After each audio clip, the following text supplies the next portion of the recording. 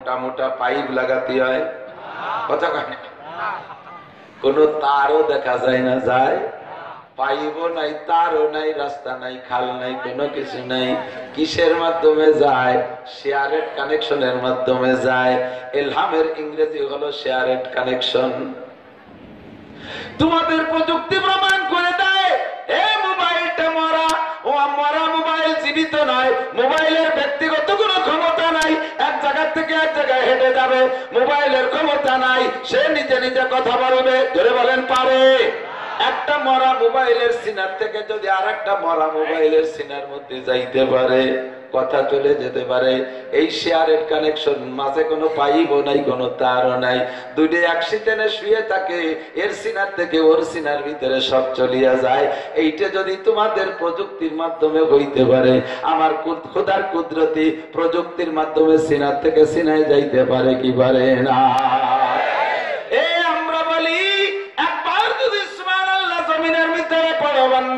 জান্নাতের ভিতরে তোমার নামে একটা গাছ লাগানো হয়ে যায়।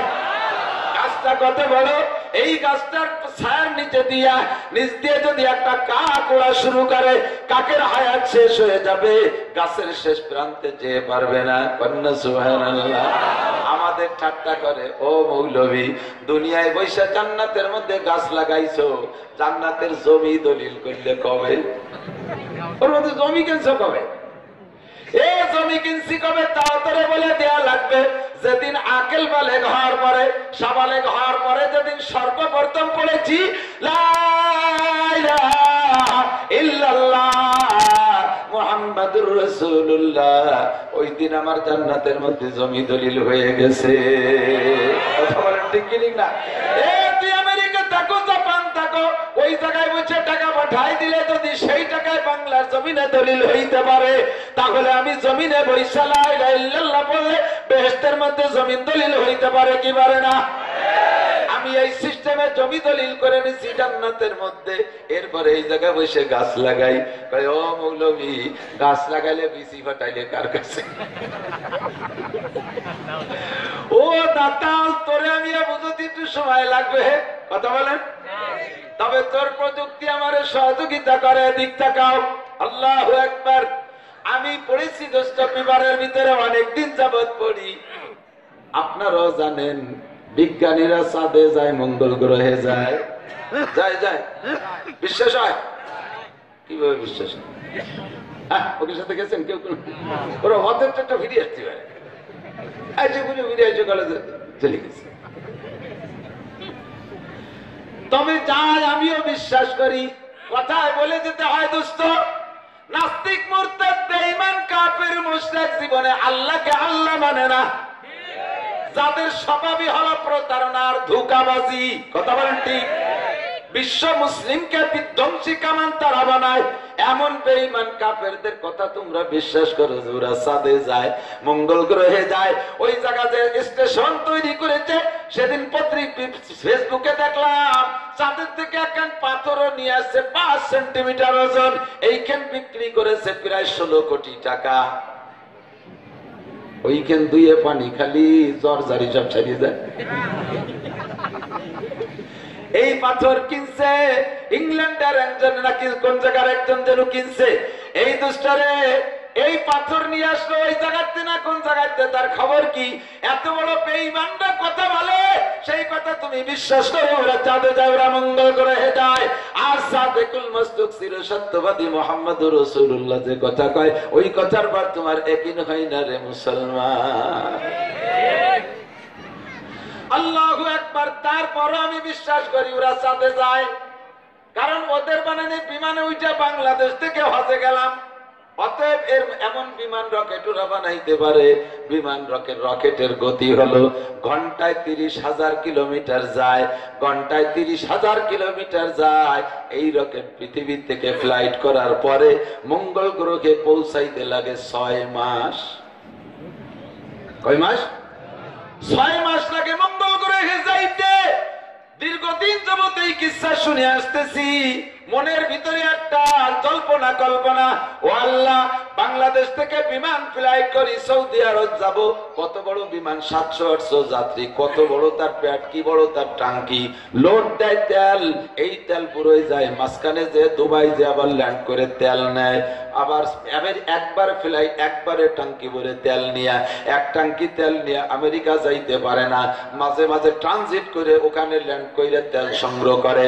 রকেটের ভিতরে মাত্র 4-5 জন যাত্রী, অনেক বড় নয়, বিমানের মতো এত বড় নয় রকেট, রকেট হলো ছোট, এতটুকু ছোট্ট রকেটের ভিতরে কতটুকু একটা টাঙ্কি হইতে পারে, এই টাঙ্কি ভরে তেল নিয়ে রওনা দিয়ে একবারে নিশ্চয়ই সে 6 মাস যাইতে পারে না। কথা বলেন ঠিক কি ঠিক না? ওর মাঝপথে যে অবশ্যই তেল ভরে যায়। মহাকাশ ফাঁকা আকাশে কোন জায়গাতে তেল নেয়? আকাশে তো মাঝে মধ্যে 4 দোকানের তেলের দোকান নেই, আছে কি?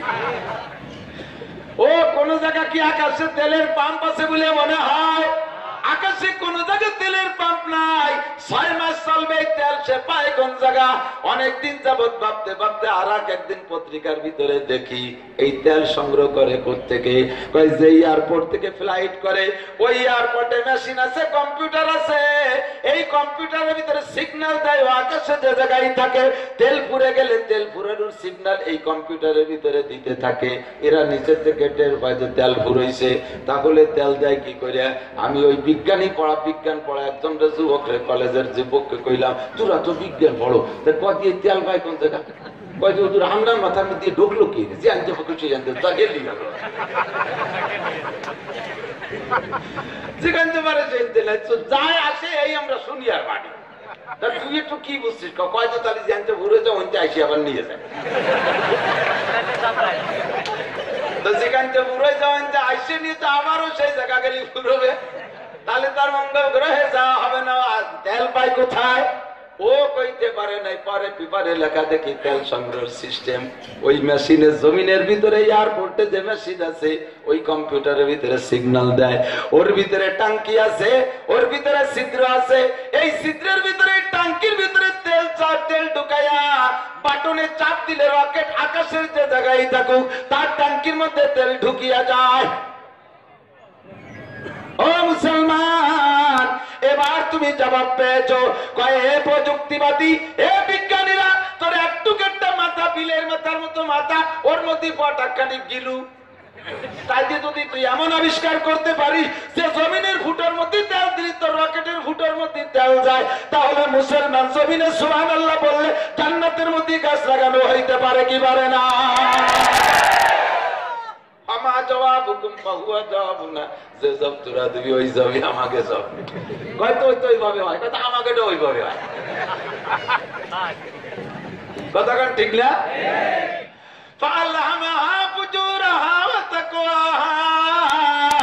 এলহাম দুই রকমই হয়, ভালো কথার এলহাম হয়, মন্দ কথার এলহাম হয়। মন্দ কথার এলহাম কিভাবে হয় আমার লেখক ভাই সুন্দর করে বলে গেছে। জায়গায় বসে চোখ বুঝে কয়ে দেয়, আসতেছে ট্রাক, আসতেছে গরুর ট্রাক, আসতেছে গরুর কাছে। আমার তুমি কম না বলে নিয়ত করছে, সব তো উনি দাঁড়িয়ে কেটে কয়ে দিয়ে গেছে, আর আমার জন্য তুই নেই। কয় হুজুর আপনার এখানে কয়টা মানুষ? সে জায়গাতে কয়টা গরু আছে, সেই কয়টা মানুষ আছে আপনার এখানে? তা অবশ্যই মানুষে মানুষ চেনে, বাছুরি চেনে, গাই মুরগি দিয়ে খাপড়া চেনে, কুত্তই চেনে, চাই, কথা কান ঠিক না? এ মানুষের কাছে মানুষ যায়, গরুর কাছে গরু যায়, শুয়ারের কাছে শুয়ার যায়, কুত্তের কাছে কুত্ত যায়। মানুষই মানুষ চেনে, বাছুরি চেনে, গাই মুরগি দিয়ে খাপড়া চেনে, কুত্তই চেনে, চাই, কুত্তরে কুয়েদের কম্বল দিয়ে শোয়ার জন্য থাকবে না, সাইকে তার মধ্যে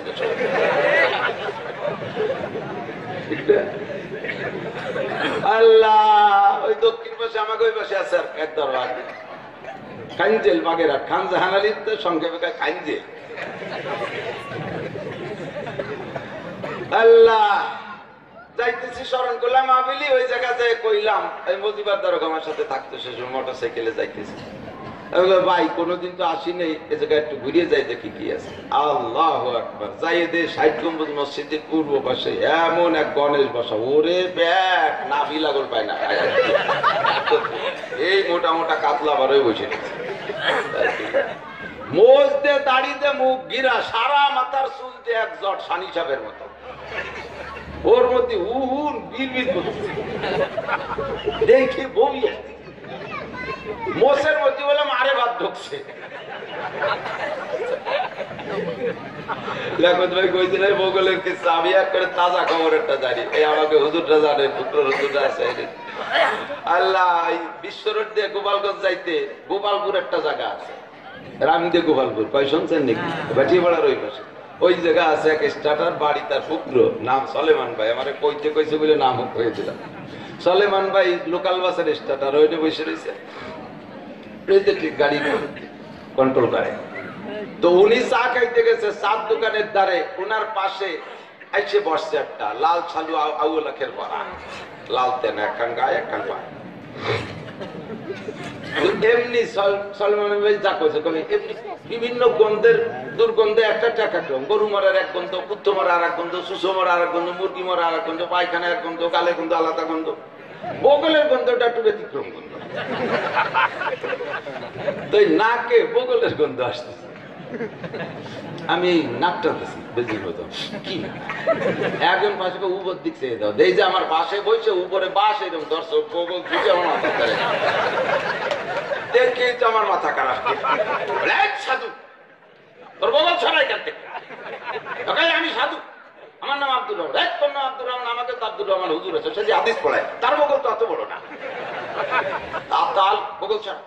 হয়তো আমার বগলে তোর কি ক্ষতি করছে, আমার নাক চালাই ফেলতে, দেখো বাজে কথা বলবো, বাজে কথা, তোর বগল আমি পোড়াই দেবো, তুই চিনিস ওকে, তুই আমার চিনিস, পোড়াই শেষ করে দিন, না আগে পোড়াই না, আজই প্রথম পোড়াবো।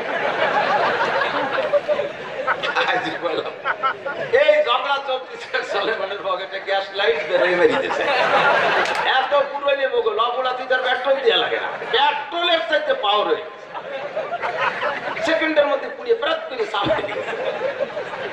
সলেমান ভাই কয় যে আমি আর তাই গেলাম, পুড়িয়ে গেল, শয়তান একটু বগল নাড়া চড়াতে, এখন তো আমারে ধরছে, তুই মরবি, তোর মা মারবে, তোর বউ মারবে, ছেলে মারবে, কোথায় হাত দিচ্ছিস জানিস? ওখানে হ্যাঁ জানি, তোর বগলে হাত দিচ্ছিস, যদি যাই শয়তান তোর আর এক বগল পুড়াই মরবো, এক বগলে আমি মূর্তি রাখি না। এরপরে যুবককে দিলাম ডাক, ও জায়গা তো সবই আমার ভক্ত আইসে ধরছে, পাড়াইয়ে ঠাইসিয়া বগল দিছি আর একটা ফুলাই, সেলুনিতে কেসি আইলোর মোস্ট সব সাফ করে বেলা দিছি, কাইটে জট কেটে ফাঁকা নাকা করে বেলা দিছি, বাড়ি তোর বরণের ওই তেনা তুনো খুলিয়া সে গ্রামের তো লুঙ্গি এনে দিকে ভরাই দিছি, যা আজকে মুসলমানের বাড়িটা। এখন সলেমান আইছে, ভাই এই তো করছি কি গুনাহ মনে হয়েছে নি? আরে কয় কি জীবন ভরে জিহাদ করছো অন্য জায়গায়, আজকে জিহাদ করছো ডাইরেক্ট শয়তানের সাথে, কথা কন ঠিক কি ঠিক? এই গণেশ মৈশু একটা বসিয়া চতুর্দিকে মহিলা পুরুষ দুটি তবলা নিয়ে বসে জিকিরের আড্ডা চলছে। কি কয়? আল্লাহ মন্দর মন্দর দম মন্দর মন্দর দস্তগীর, কোন কিতাবে লেখা আছে মন্দারে ফকির, এ চাল দিলাম ডাল দিলাম আরো দিলাম কত কি, কদিরে দয়াল তোমার আসনে লাগবে কি। এই হাই গুই কটা মারলি কটা কুত্ত ছিল দৌড়ে কাল রাস্তার ওই পাশে চলে গেছে, খাবি তুই কি জেকে না কুত্ত খেতানি? ও দোস্ত ভাই বলেছি, আমিও বলি, জেকের শিক্ষা দেয় তরমুনের ময়দানে, জেকের শিক্ষা দেয় রসুলপুরের ময়দানে, জেকের শিক্ষা দেয় বিশ্ব ইস্তেমা টঙ্গীর ময়দানে, কথা বলেন ঠিক না? জেকের শিক্ষা দেয় গোহাট্টাঙ্গায়, জেকের শিক্ষা দেয় শামসুল উলুম কাসিমুল উলুমে, জেকের শিক্ষা দেয় মাওলানা লিয়াকত সাহেবের মাদ্রাসা, লা ইলাহা ইল্লাল্লাহ লা ইলাহা ইল্লাল্লাহ আল্লাহু আকবার। দোস্ত আফা আলহামাহা ফুজুরা, ওই মইসুয়ার চোখে অন্তরের ভিতরে ইলহাম হয়, যত শয়তানি ইলহাম, মুমিন মুত্তাকিনদের অন্তরের ভিতরে ইলহাম হয়, তাকওয়ার ইলহাম। আমার নবীকে আল্লাহ পাক ইলহামের মাধ্যমে শিক্ষা দিয়েছেন, ডাইরেক্ট সিনার ভিতরে ইলম দিয়েছেন। 3 নম্বরে কাশফের মাধ্যমে ইলম দিয়েছেন, কাশফ মানে খুলে যাওয়া। নবী যে বিষয় জানতে চাইছেন আল্লাহর কাছে, আল্লাহ জান্নাত শুনেছি জিবরাইলের কাছে দেখতে মনে চায়, আমি একটু চোখ দিয়ে দেখে বলতে চাই। নবী পাককে আল্লাহ জান্নাত ওপেন করে দিয়েছেন, কন্না সুবহানাল্লাহ। আব্দুল্লাহ ইবনে সালাম রাদিয়াল্লাহু তাআলা আনহু ইহুদীদের বড় আলেম ছিলেন। উনি ইসলাম গ্রহণ করলেন, নবী পাকের হাতে বায়াত হইলেন। নবী যখন মদিনায় গিয়েছেন, মদিনায় যাওয়ার পরে দলে দলে লোক নবী পাকের সাথে সাক্ষাতে যাইতেছে, কেউ পরীক্ষা করার জন্য, কেউ ঈমান আনার জন্য যাইতেছে। আব্দুল্লাহ ইবনে সালাম কয়, আমি তো আগের থেকে ইনজিল তৌরাতের মধ্যে পড়েছি এই নবী আখেরে আসবেন, উনি হিজরত করে মদিনায় আসবেন। আমি যাইতে সুযোগ পাই না, আমি মক্কায় অপেক্ষায় রয়েছি কবে আমার নবী, কবে এই নবী আসে। খবর পেয়েছি নবী আসছেন, তাই লোকদের সাথে ওই দলের সাথে ঢুইকা নবী পাকের কাছে গেলাম। গিয়ে দেখি আমার নবী গোসানেশি করে একা একা বসে নাই, সাহাবায়ে কিরাম সামনে আছে আর নবী পাক বয়ান করতেছে। বয়ানের মধ্যে প্রথম দিন যে চারটি কথা আমি শুনলাম, এই চারটে কথা আমারে নরম করে ফেলাইছে। সর্বপ্রথম চেহারাটাই দেখে আমি বুঝছি এই চেহারা জীবনে কোনোদিন মিথ্যাবাদীদের চেহারা হইতে পারে না, ঠিক কিনা? এই মানুষের চেহারা দেখলে অনেকটাই অনুমান করা যায়, হাঁটা চলা দেখলে কিছুটা অনুমান করা যায় এরা কোন দলের মানুষ। কথা বলেন ঠিক কি ঠিক না?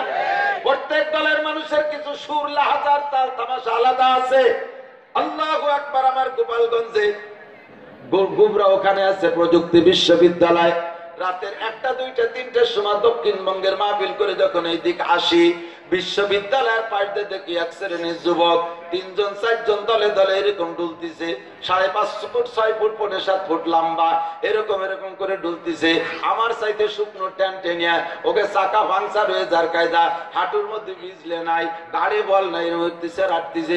আমি আমার ড্রাইভারে কই, এরা এরকম লম্বা লম্বা পোলা মানে এরকম ঢুল কায়কা, হুজুরা মাল খাইছে বলে তাল হারাই ফেলাইছে। এই মাল খাওয়াটির চেহারা দেখলে বোঝা যায়, কথা বলেন যায় কি যায় না? কোনটা গাঁজা কর, কোনটা হিরোইন কর, কোনটা ফেন্সিডিল কর। আমিও টের পাই, যারা খাও তারাও টের পায়, না খাইলো তাদের সাথে ঘুরো তারাও টের পাও। সত্যবাদীর চেহারা, মিথ্যাবাদীর চেহারা, নামাজি মানুষের চেহারা, বেনামাজির চেহারা, ঘুষ করে চেহারা, সুদ করে চেহারা দেখলে বোঝা যায়। আব্দুল্লাহ ইবনে সালাম বলেন, চেহারাটা দেখে আমি বুঝে ফেলাইছি হাদা নবিয়্যুম মিন আখিরিজ জামান, ইনি অবশ্যই আখিরি জামানার নবী। এরপরে 3টে প্রশ্ন করলাম, 3টে প্রশ্নের জবাব নবীওয়ালা জবাব দিলেন। আর ওই সময় 4টি বয়ান শুনলাম। 1 নম্বরে নবী বলতেছেন আফসুস সালাম, বেশি বেশি একে অপরে সালাম দিয়া দি করো। সালাম হলো, সালামের মানেই হলো রহমতের দোয়া। কথা বলেন ঠিক কি না? আসসালামু আলাইকুম ওয়া রাহমাতুল্লাহি ওয়া বারাকাতুহু, আল্লাহর পক্ষ থেকে শান্তি আর রহমত আর বরকত তোমার উপরে হোক। আপনিও তাই জবাব দিয়েছেন, ওয়া আলাইকুমুস সালাম ওয়া রাহমাতুল্লাহি ওয়া বারাকাতুহু, আল্লাহর শান্তি আর রহমত আর বরকত তোমার উপরে হোক। আপনিও দোয়া করেন, আমিও দোয়া করি। এসে গেলে দোস্ত বলে যাই, জীবনে নিজের পক্ষে অনেক দোয়া করছেন, দোয়া কবুল করাইতে পারতেছেন না, দোয়া করেই যাচ্ছেন, কবুল হইতেছে না। এই সময় দোয়া নিজের পক্ষে কবুল করানোর জন্য একটা গোপন সিস্টেম হলো, ওই জাতীয় সমস্যায় কে ভুগতেছে, আপনি যে সমস্যায় আছেন ওই জাতীয় সমস্যায় কে ভুগতেছে, এমন একটা বন্ধু, এমন একটা ব্যক্তিকে নাম ধরে, তার নাম ধরে আল্লাহর কাছে বলবা, রব্বুল আলামিন, আমার ভাই আব্দুল খালেক অনেকদিন যাবত স্ট্রোকের রোগী, নিজেও স্ট্রোকের রোগী, স্ট্রোক থেকে সুস্থ হইতেছেন না, আপনার দোয়া আপনার জন্য কবুল হয় নাই, দেরি হয়ে যাচ্ছে। আপনি এবার 2 রাকাত নামাজ পড়া আপনার প্রতিবেশী জানা আব্দুল খালেক ভাই, সে ওই স্ট্রোকের রোগী, তার জন্য দোয়া করবেন, তার জন্য দোয়া করবেন, ওর পক্ষ দোয়া কবুল হবে, ওই ওসিলায় আল্লাহ আপনাকে সুস্থ করে দেবে। এবার তুমি বেশি বেশি করে সালাম করো, যারা সালাম দিয়েছো তার জন্য শান্তির দোয়া করছো, সেও তোমারে দোয়া করছে, তোমার দোয়া তার জন্য কবুল হয়েছে, সে পেয়ে গেছে শান্তি, তার দোয়া তোমার জন্য কবুল হয়েছে, তুমিও পাইবা শান্তি।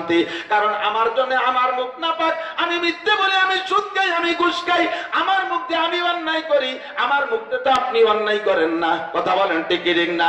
এই জন্য আমার মুখ আপনার জন্য পাক, আপনার মুখ আমার জন্য পাক। এই পাক মুখ নিয়ে একে অপরে সালাম দিয়া দিই করো, আফসুস সালাম, বেশি বেশি করে এই জন্য সালাম দাও। এ নবী কোন জায়গায় কই নেই 101 লাথি মারো, সেলুট নাই আর পা দিয়ে লাথি, 101 লাথি, এগুলো ইহুদিদের সিস্টেম, ঠিক কি ঠিক না?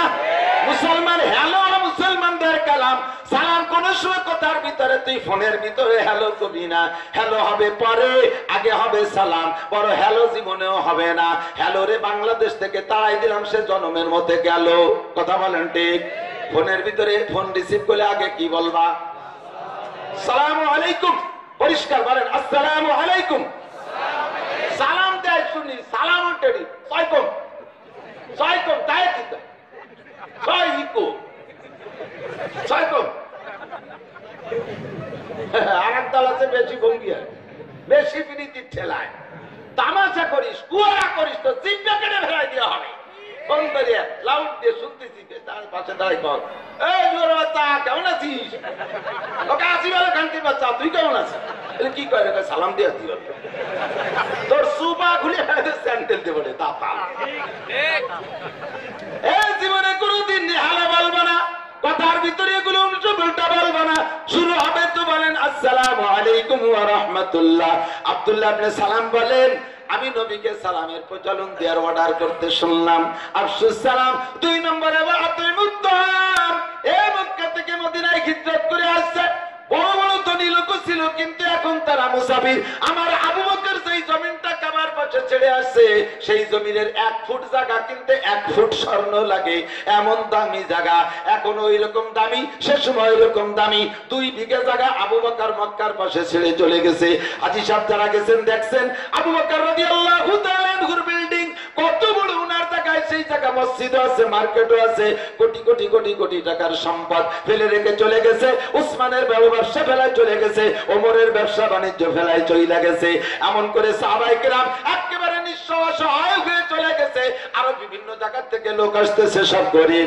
আতিউত তাআম, এ যারা না খাওয়া তাদেরকে তোমরা আনসাররা খানা খাওয়াইবা,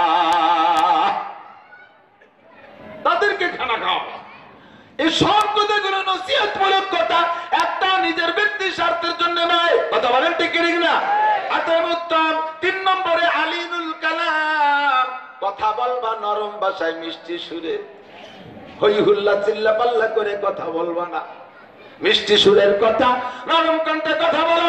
এরপরে আল্লাহ পাক আয়াত নাযিল করে দিলেন, লা তারফাউ আসওয়াতাকুম ফাওকা সাওতিন নবী। এ মুসলমান, নবীর উপর জোরে কথা বইলো না। ওই যে অর্ডার দিছে আল্লাহ, নবী পাক আয়াত শুনাইতেছে, হাদিস শুনাইতেছেন, সেই থেকে মদিনাবাসীরা এখনো পর্যন্ত জোরে কথা কয় না। বিভিন্ন জায়গা জোরে শোনা যায়, মদিনায় গেলে খালি ফিসফিস শব্দ। আল্লাহু আকবার। 4 নম্বর সাল্লু বিল লাইলি ওয়ান নাসু নিয়াম। মানুষ যখন ঘুমিয়ে থাকে, ওই নির্জন মুহূর্তে ওঠো তুমি। এ বড় আসামি যদি অন্যায় করো, ফাঁসির আসামি হও, তাহলে তুমি গোপনে যাইয়া বিচারপতির কাছে, প্রেসিডেন্টের কাছে হাতিয়ে তুবা নিয়ে যাইয়া নির্জনে একা একা তুমি তার সাথে যোগাযোগ তৈরি করো। বান্দা জীবনে কত অন্যায় করেছো, মূর্তি পূজা করেছো, শিরকি গুনাহ করেছো, কুফরি গুনাহ করেছো, বেদাতি গুনাহ করেছো, জিনার গুনাহ করেছো, মদ গাঁজা ফেনসিডিল হিরোইনের গুনাহ করেছো। এ যুবক, নামাজ কালাম পড়িস নাই, এখন বুড়ো বুড়ো হয়ে গেছো, জীবনে মূল্যবান সময় নষ্ট করেছো। হাজারো হাজার গুনাহ তোমার আমলনামায়। গোপন রাত্রে, শেষ রাত্রে উইটা, আখেরি রাত্রে উইটা, সব মানুষ যখন ঘুমে নিঝুম বিবর হয়ে আছে, ওই সময় উঠে তুমি আল্লাহর সাথে যোগাযোগ করো। চোখ থেকে দুফোঁটা পানি ফেলে আল্লাহর কাছে মুনাজাত করো। আল্লাহ কয়, বান্দা তোমার চোখ থেকে পানি বের হইতে দেরি, আমি আল্লাহর ক্ষমা করতে দেরি নাই। আব্দুল্লাহ ইবনে সালাম কয়, কথাগুলো শুনে মুসলমান হইতে আর দেরি করলাম না, সঙ্গে সঙ্গে কলেমা পড়া ফেললাম। আমার কলেমা পড়ার খবর শুই না ইহুদিরা এসে আমারে ধিক্কার দেয়। হে আব্দুল্লাহ ইবনে সালাম, তুমি ছিলে ইহুদি ধর্মের বড় আলেম, পীর মর্যাদায় থাকছো, কত খানা দানা হাদিয়া তওবা তোমাকে দিয়েছি, ইনকাম করার ধান্দা তোমার করা লাগে নাই। ওরে অ্যাক্সিডেন্টের হাদিয়া দিয়ে কয়েক বছর খাইতে পারছো। আব্দুল্লাহ ইবনে সালাম, তোমার মতো নির্বোধ হয় না। মুহাম্মাদের চাইতে তোমার নবী ছিল বড় নবী। মুহাম্মদ কথা কয় জিবরাইলের মাধ্যমে, আর তোমার নবী কথা কইছে আল্লাহর সাথে সরাসরি। মুসা নবীর কিতাবের ওজন ছিল 70 উটের বোঝা, আর মুহাম্মাদের কিতাব হলো ছোট্ট এতটুকু, একজনের 70 কান বইতে পারে। মুসা নবীর কিতাবের ভিতরে আয়াত ছিল 10 লক্ষ, আর মুহাম্মাদের কিতাবের আয়াত হলো মাত্র কয়েক হাজার। ওরে সেই বড় কিতাব, বড় নবী সাইরা তুমি কেন ছোট নবীর কাছে গেলা? আব্দুল্লাহ ইবনে সালাম কয়, বিটা নবী কোনটা বড় কোনটা ছোট তাকে বডি দিয়ে মাপতে হবে। এক বস্তা তুলু আর এক মুঠ সোনা, এ সোনা নয় কোনোদিন। আড়াই মনে বস্তা বলে এক বস্তা তুলু দিচ্ছে একজন, আর একজন দিচ্ছে এক মুঠ স্বর্ণ, কারে বেশি দিচ্ছে? কথা কয় না, এক মুঠ দিচ্ছে, ওতে কি আর তাই নাকি? এক বস্তা তুলোর চাইতে এক মুঠ স্বর্ণের যেমন দাম বেশি, ওই রকম বিগত সব কিতাবের চাইতে আমার কিতাব পার্থক্য ওই রকম। কথা বলেন ঠিক না? আমাদের কিতাবের পার্থক্য এমন, সব নবীর সামনে আমার নবীও তেমন। এবার আব্দুল্লাহ ইবনে সালাম কয়, ঠিকই কইছো, ওরে তোমার নবী মুসা নবী জান্নাত না দেখে কইছে বড় জান্নাত, জাহান্নাম না দেখে শুনে কইছে বড় জাহান্নাম কঠিন। তোমার নবী মুসা নবী আরশ দেখে নাই, জিবরাইলের কাছ থেকে শুনে বলছে তোমার মুসা নবী, ও দোস্ত তোমার মুসা নবী আসমান দেখে নাই, জিবরাইলের কাছ থেকে শুনে কয় সিদরাতুল মুনতাহা দেখে নাই, শুনে বলে বাইতুল মামুর দেখে নাই, শুনে বলে আমার নবী সবগুলো সচক্ষে ক্লিয়ার একেবারে সরাসরি দেখে আইছে। কয় ঠিক কি ঠিক না? আর আমার নবী ছোট ছোট কথা বলে, কথা সত্য। নবী বলে নাকের লোম টাইনে উঠাও, বগল পরিষ্কার করো, নাভির নিচের লোম পরিষ্কার করো, পুরুষরা একটু খাতনা নাও, ওরে তুমি মেসাক করো, ঢিলা করো, কুলুক করো। এগুলো আমার নবী কয়। এগুলো কেন কয়? আন-নবিয়্যু মিসলুল ওয়ালিদি ওয়ালাদিহি, নবী হলেন সন্তানের জন্য আব্বা যেমন, আমাদের জন্য আমাদের নবীও তেমন। ইউআল্লিমুনা কুল্লা শাই, আব্বা যেমন সন্তানরে ওয়ালা এভরিথিং শিক্ষা দেয়, আমাদের নবী আমাদেরকে ওইরকম সবকিছু শিক্ষা দেয়। হাত্তাল কেরাতা, এমনকি পায়খানায় কিভাবে যাব তাও নবী আমাদেরকে শিক্ষা দেয়। ঠিক না? আমাদের নবী আমাদের সবকিছু শিক্ষা দেয়। পায়খানায় কিভাবে যাবা, বাইরে থাকতে একটা দোয়া পড়বা, বাইরে থাকতে একটা দোয়া পড়বা, আল্লাহুম্মা ইন্নী আউযু বিকা মিনাল খুবুসি ওয়াল কাবায়েস। আল্লাহ পায়খানার মধ্যে গেলে শয়তানে বড় আনন্দ পায়, ওই জায়গাতে নানান প্রকারের ধোঁকা দেয়, শয়তানে নানান কিছু করাইতে পারে, শয়তান খবিসের হাত থেকে তুমি আমাকে হেফাজত করো। দোয়াটা বাইরে পড়ছো, এরপরে বাথরুমে ঢুকবা বাম পা দিয়া, এর প্রত্যেকটা সুন্নাত। বাথরুমে যাইয়া এরপরে বসবা কিভাবে, ও মুসলমান, তাও আল্লাহ ওই ইহুদিরা আমার নবী তাও শিক্ষা দিয়েছে। আল্লাহু আকবার। বাথরুমে যে যতটুক দরকার ততটুক খুলবা, লুঙ্গিটারে খুলে গলায় বেচাইয়া নিরিবিলি বসে বিড়ি খাওয়ার হাত বাতা হবে না। আগে ছোটবেলায় আমাকে এই যে বাথরুম করতো সেদিন শুরু হয়েছে। মুরব্বীরা কথা বলেন না, আগে মেহমানতে আত্মীয়রা বেড়াতে আসলে বদনা দেখো ময়দানে যাও, ফাঁকা জায়গায় বাড়তে বাটাই দিত, পিন্ডে সব সামনে বসে থাকতো মুরা খাওয়াই। আমাদের বাড়ি মধুমতি নদীর পাড়ে, ওই জায়গা দেখতাম প্রায় মানুষ নদীর গুলি চলে যেত, যে জায়গা পায়খানা ওই জায়গায় বদনা টদনা সব এক জায়গা, বদনা টানাটানি লাগতো। পায়খানা করতে বলছে, প্রথম তো দক্ষিণী বাতাসে বুক বাতাই দিয়ে নিরিবিলি ভাবে বলছে।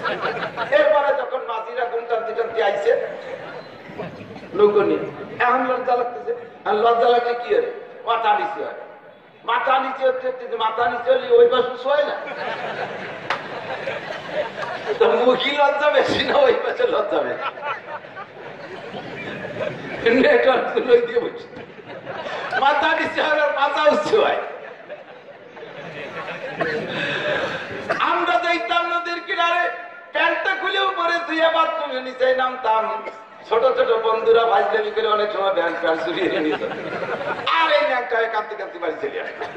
পরে আব্বা কারণ আমাদের ওভাবে বাচ্চা পায়খানা করতে হয় না, এইরকম প্যান্টের জায়গাটা খুলিয়ে এই হাঁটুর মধ্যে বাঁচ দিয়ে বসতে, ভয় লাগতো যে মাহাজ হয় না যায়, পরে আস্তে আস্তে বসতে বসতে শিক্ষা হয়। এই হলো আব্বা। কথা বলেন ঠিক? দেখি আমার নবী হলেন সন্তানের জন্য আব্বা যেমন, উম্মতের জন্য নবী তেমন।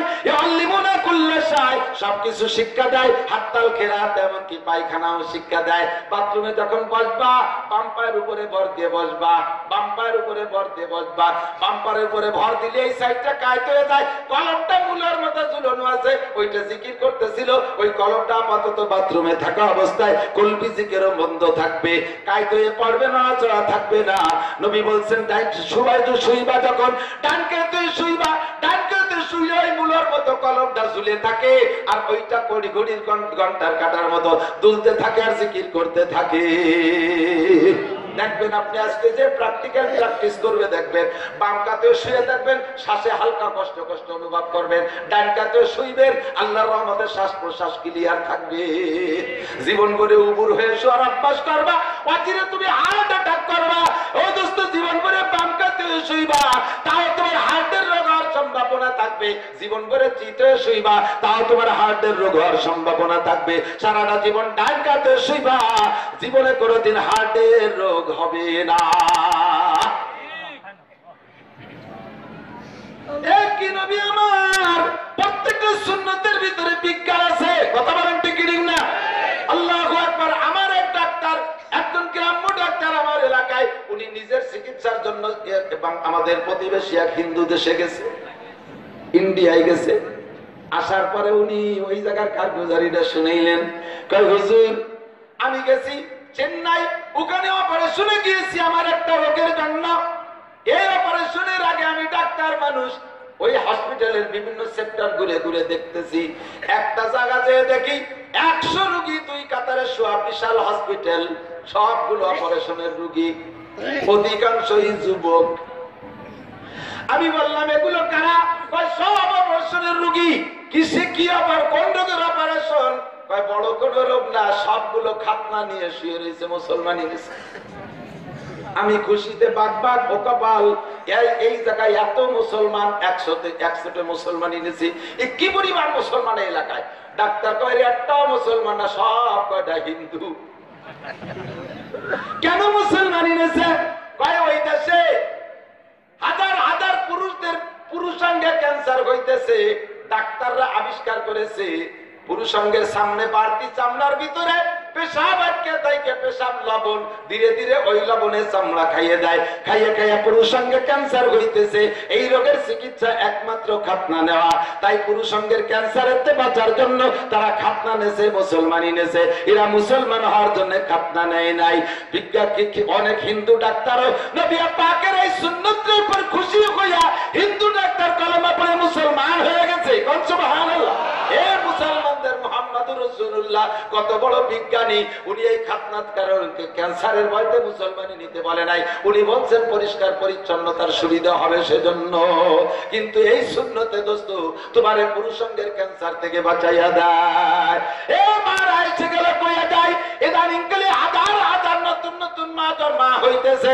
প্রথম সন্তান জন্মের সঙ্গে সঙ্গে মাদের স্তরে এক প্রকার দুধ আসে, এই দুধ আগেও ছিল না। এই দুধ বাচ্চা ডেলিভারি হওয়ার পরে আসে, ওই দুধটা খুব গাঢ় হয়। ডাক্তাররা নাম রেখেছে শাল দুধ। এই শাল দুধের ভিতরে বিজ্ঞান আবিষ্কার করেছে বের হয় শাল দুধ দুই স্তনের 32টা ছিদ্র দিয়া, 16 32টা ছিদ্র দিয়া। আল্লাহ ইচ্ছে করলে 2টা ছিদ্র দিয়ে সব দুধ বের করে খাওয়াইতে পারতেন। আল্লাহ কেন 32টা ছিদ্র দিয়ে বের করে? কয় 32টা ছিদ্রের ভিতরে 32 রকম ক্যালোরি আছে, 32টা দাঁতের 32 রকম শক্তি। এই 32 দাঁতের 32 শক্তি দেওয়ার জন্য আল্লাহ তাআলা 32টা ছিদ্র দিয়ে ওখানে ফিল্টারিং করে দুধ পাঠাইয়া দেয়। বিজ্ঞান আবিষ্কার করেছে মায়ের এই শাল দুধের ভিতরে সন্তানের মেধা, এর চোখের পাওয়ার, এর হার্ট, লাংস, কলিজা, কিডনি, বাত ইত্যাদির পাওয়ার রয়েছে, হাড়ের মগজ শক্তি রয়েছে। এই শাল দুধের ভিতরে মারা বাচ্চাদেরকে শাল দুধ থেকে বঞ্চিত করে দিচ্ছে। অনেকে টিপে বের করে ফেলাই দিচ্ছে, বাচ্চাদের খাইতে দেয় না। কারণ প্রথম থেকে যদি বাচ্চারা দুধ খাওয়ানোর অভ্যাস করে তার ওই বাচ্চা দুধই খাইতে থাকবে, অন্য ফিডার চাটবে না। আর মায়ের স্তন দীর্ঘদিন চাটতে থাকলে মায়ের স্তনের কোয়ালিটি আর অবস্থা নষ্ট হয়ে যায়, উনি ইয়াং থাকতে পারবে না, অকালে উনি বৃদ্ধার রূপ নেবে। এই জন্য জীবন ভরে চির কিংবা চিরকুমারী থাকবে, চির যৌবন ঠিক রাখবে, ওরে চিরই ম্যাডাম ইয়াং ঠিক রাখবে। এই ঠিক রাখার উদ্দেশ্যে উনি সন্তানদের দুধ খাইতে দেয় না। তোমার জীবন যৌবন শারীরিক গঠন ঠিক রাখবা। আল্লাহকে আমার মেহমান তোর করে দিয়েছি, তার খানা তোর ফিডারের মধ্যে আমি দিয়েছি। এই জান্নাতি ফিডারের ভিতরে, তোর ফিডারের ভিতরে জান্নাতি খানা দিয়ে দিয়েছি, ডাক্তাররা আবিষ্কার করেছে মায়ের দুধের বিকল্প নাই। আমার মেহমান, নবজাতক মেহমানকে তুই বঞ্চিত করেছিস তোর শরীরের গঠন ঠিক রাখার জন্য। ও মহিলা, ওই গঠন ঠিক রাখতে যে দুধ তুই খাওয়াস নাই, ওই শাল দুধ হবে তোর শ্যাল দুধ, ওইটা তোরে জনমের মতো বিপদে ফেলাইয়া দেবে। ওই শ্যাল দুধ আস্তে আস্তে ডাক্তাররা গবেষণা করে বের করছে নারীদের স্তন ক্যান্সার, নারীদের ব্রেস্ট ক্যান্সার, স্তন পতনের কারণ এই শাল দুধ ধীরে ধীরে ওইটা পুজ রূপ ধারণ করে, এরপরে স্তনের মধ্যে ক্যান্সার হয়। ইয়ং থাকবা, তোরে আরো ইয়ং বেলায় পোস্টিং করে কবরস্থানে পাঠাবো, তোরা বাড়ি থাকতে দেবো না, পোস্টিং করে দেবো, ট্রান্সফার দেবো গোরস্থানে, ঠিক না? এ নবীর তরিকার ভিতরে শান্তি না বা শান্তি? আব্দুল্লাহ ইবনে সালাম বলেন, আমার নবী মোজ কাটতে বলছেন, ওর মধ্যে শান্তি। আমার নবী নাভির নিচে লোম কাটতে বলছে, ওর ভিতরে লাভ আছে। আমার নবী ঢিলা ব্যবহার করতে বলছে, বিজ্ঞান আবিষ্কার করেছে যদি কোনো মানুষ নিয়মিত মাটির তিনটে ঢিলা বাথরুমে পায়খানায় ব্যবহার করে, মাটির তিনটে ঢালা জীবন ভরে পায়খানায় ব্যবহার করে, ওই লোকটার মলদার জনিত রোগ হবে না কোনদিন। নবী আমার বলেছে পরিষ্কার পরিচ্ছন্নতার দিক তাকায়া, আর বিজ্ঞান তার সাথে অ্যাডজাস্ট হয়ে গেছে। বিজ্ঞান কয় যে হ্যাঁ, নবীর সুন্নতের মধ্যে লাভ আছে।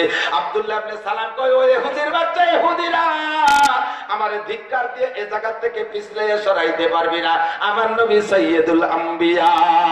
ঠিক? এই মুসলমান, আমার নবীর সামনে সবকিছু আল্লাহ কাশফ করে দিয়েছে, খুলে দিয়েছে। এই কাশফের মাধ্যমে নবী ইলম শিক্ষা গ্রহণ করেছেন। 3 নম্বর 4 নম্বর জিব্রাইলের মারফত আল্লাহ নবীকে ইলম দিয়েছেন। জিব্রাইল কিন্তু নবীর উস্তাদ না, কথা বলেন। আমি মিসাল স্বরূপ বলে থাকি দোস্ত, ঢাকা বিশ্ববিদ্যালয়ের ভাইস চ্যান্সেলর একখান বই লিখেছে অনেক জ্ঞান বিদ্যা দিয়া, ওই বইয়ের একটা কপি আপনার নামে পোস্ট অফিসের মাধ্যমে পাঠাইছে। পোস্ট অফিস থেকে পিওন ওই বইখান আপনার বাড়ি আগায় দিল, আপনি বইখান পড়ে আপনিও পণ্ডিত হয়ে গেলেন। আপনি কি বলবেন যে পিওন আপনার উস্তাদ? কথা বলেন, পিওন আপনার উস্তাদ? উস্তাদ যদি বলতে হয় ভাইস চ্যান্সেলরকে বলতে হবে, পিওন শুধু আগায় দিয়ে আর পিওন। আমার নবীর উস্তাদ জিব্রাইল নয়, আমার নবীর উস্তাদ আমার আল্লাহ। নবী বলেন, আল্লাহ মানি রব্বি, আমারে পড়াইছে যা কিছু পড়ানোর আমার আল্লাহ। জিব্রাইল শুধু বইখান পৌঁছাই দিয়ে আর পিওন, ঠিক না? 5 নম্বরে আল্লাহ পাক আমারে শিক্ষা দেওয়ার জন্য মাধ্যম ব্যবহার করেছেন সরাসরি। সরাসরি ইলহাম আর কাশফ আর স্বপ্ন আর জিব্রাইলের মারফত যা শিখাইছি, বাকি কিছু গোপন কথা আছে। এই গোপন কথাগুলো এই 4টে মিডিয়ায় শিখাইলে আমারও ভালো লাগবে না, বন্ধুরও ভালো লাগবে না। তাই বন্ধুকে একটা শিক্ষা সফর দিয়া আর সে আজিম পর্যন্ত 7 আসমান পেরিয়ে, বাইতুল মামুর পেরিয়ে, সিদরাতুল মুনতাহা ওয়ার্টেক করিয়া আর সে আজিমের বিশ্ববিদ্যালয় নিয়া আমার নবীকে আল্লাহ সরাসরি সামনে বসাইছে। নবী কয়, আল্লাহ কয়, নাজমি ইযা হাওয়া মা দাল্লা সাহিবুকুম ওয়া মা গাওয়া ওয়া মা ইয়ানতিকু আনিল হাওয়া ইন হুয়া ইল্লা ওয়াহয়ুন ইউহা আল্লামাহু শাদীদুল কুওয়া যু মিররাতিন ফাস্তাওয়া ওয়া হুয়া বিল উফুকিল আলা থুম্মা দানা ফাতাদাল্লা ফাকানা কাবা কাউসাইনি আও আদনা। জোরে বলি সুবহানাল্লাহ। আল্লাহ পাক বলেন, আমি আমার বন্ধুরে সব কিছু অতিক্রম কইরা আমার সামনে এনে বসাইছি। একটা ধনুকের রশি ধরে টান দিলে ছটাটা দুই দিক দিয়ে যেমন মুখোমুখি হয়ে যায়, যত নিকটে হয় তার চাইতে নিকটে বসাইছি।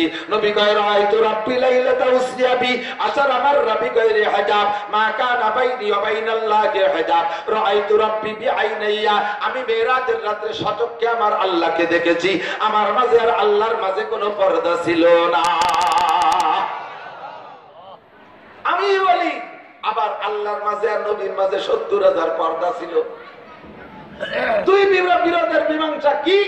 আপনারা যদি বাড়ি যে কান মাওলানা নাসির সাহেবের সরাসরি দেখছি, আপনার মাঝে আর আমার মাঝে পর্দা আছে? কথা বলেন না কেন? আছে? তাই আপনি আমার সরাসরি দেখছেন না, কিন্তু দেখছেন কতটুক?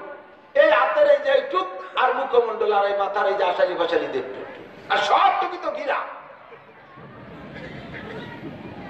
এর উপরে আর একটা চাদর গায়ে দিলাম, তারপর সত্যি গায়ে দিলাম, তারপর কোট গায়ে দিলাম, এরপর একটা খেতা গায়ে দিলাম, তারপর একটা কম্বল গায়ে দিলাম, এরপর একটা ল্যাম্প গায়ে দিলাম, 70টা গায়ে দিলাম।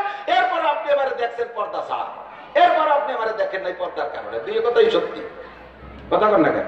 দেখছেন অল্প আর দেখেন নাই সব, মাঝে কোনো পর্দা নাই। সেম আল্লাহ পাক পাক রব্বুল আলামিন যেমন দেখা দেওয়া সম্ভব তেমন দেখা দিয়েছেন। নবী পাক বিনা পর্দায় আল্লাহকে দেখেছেন।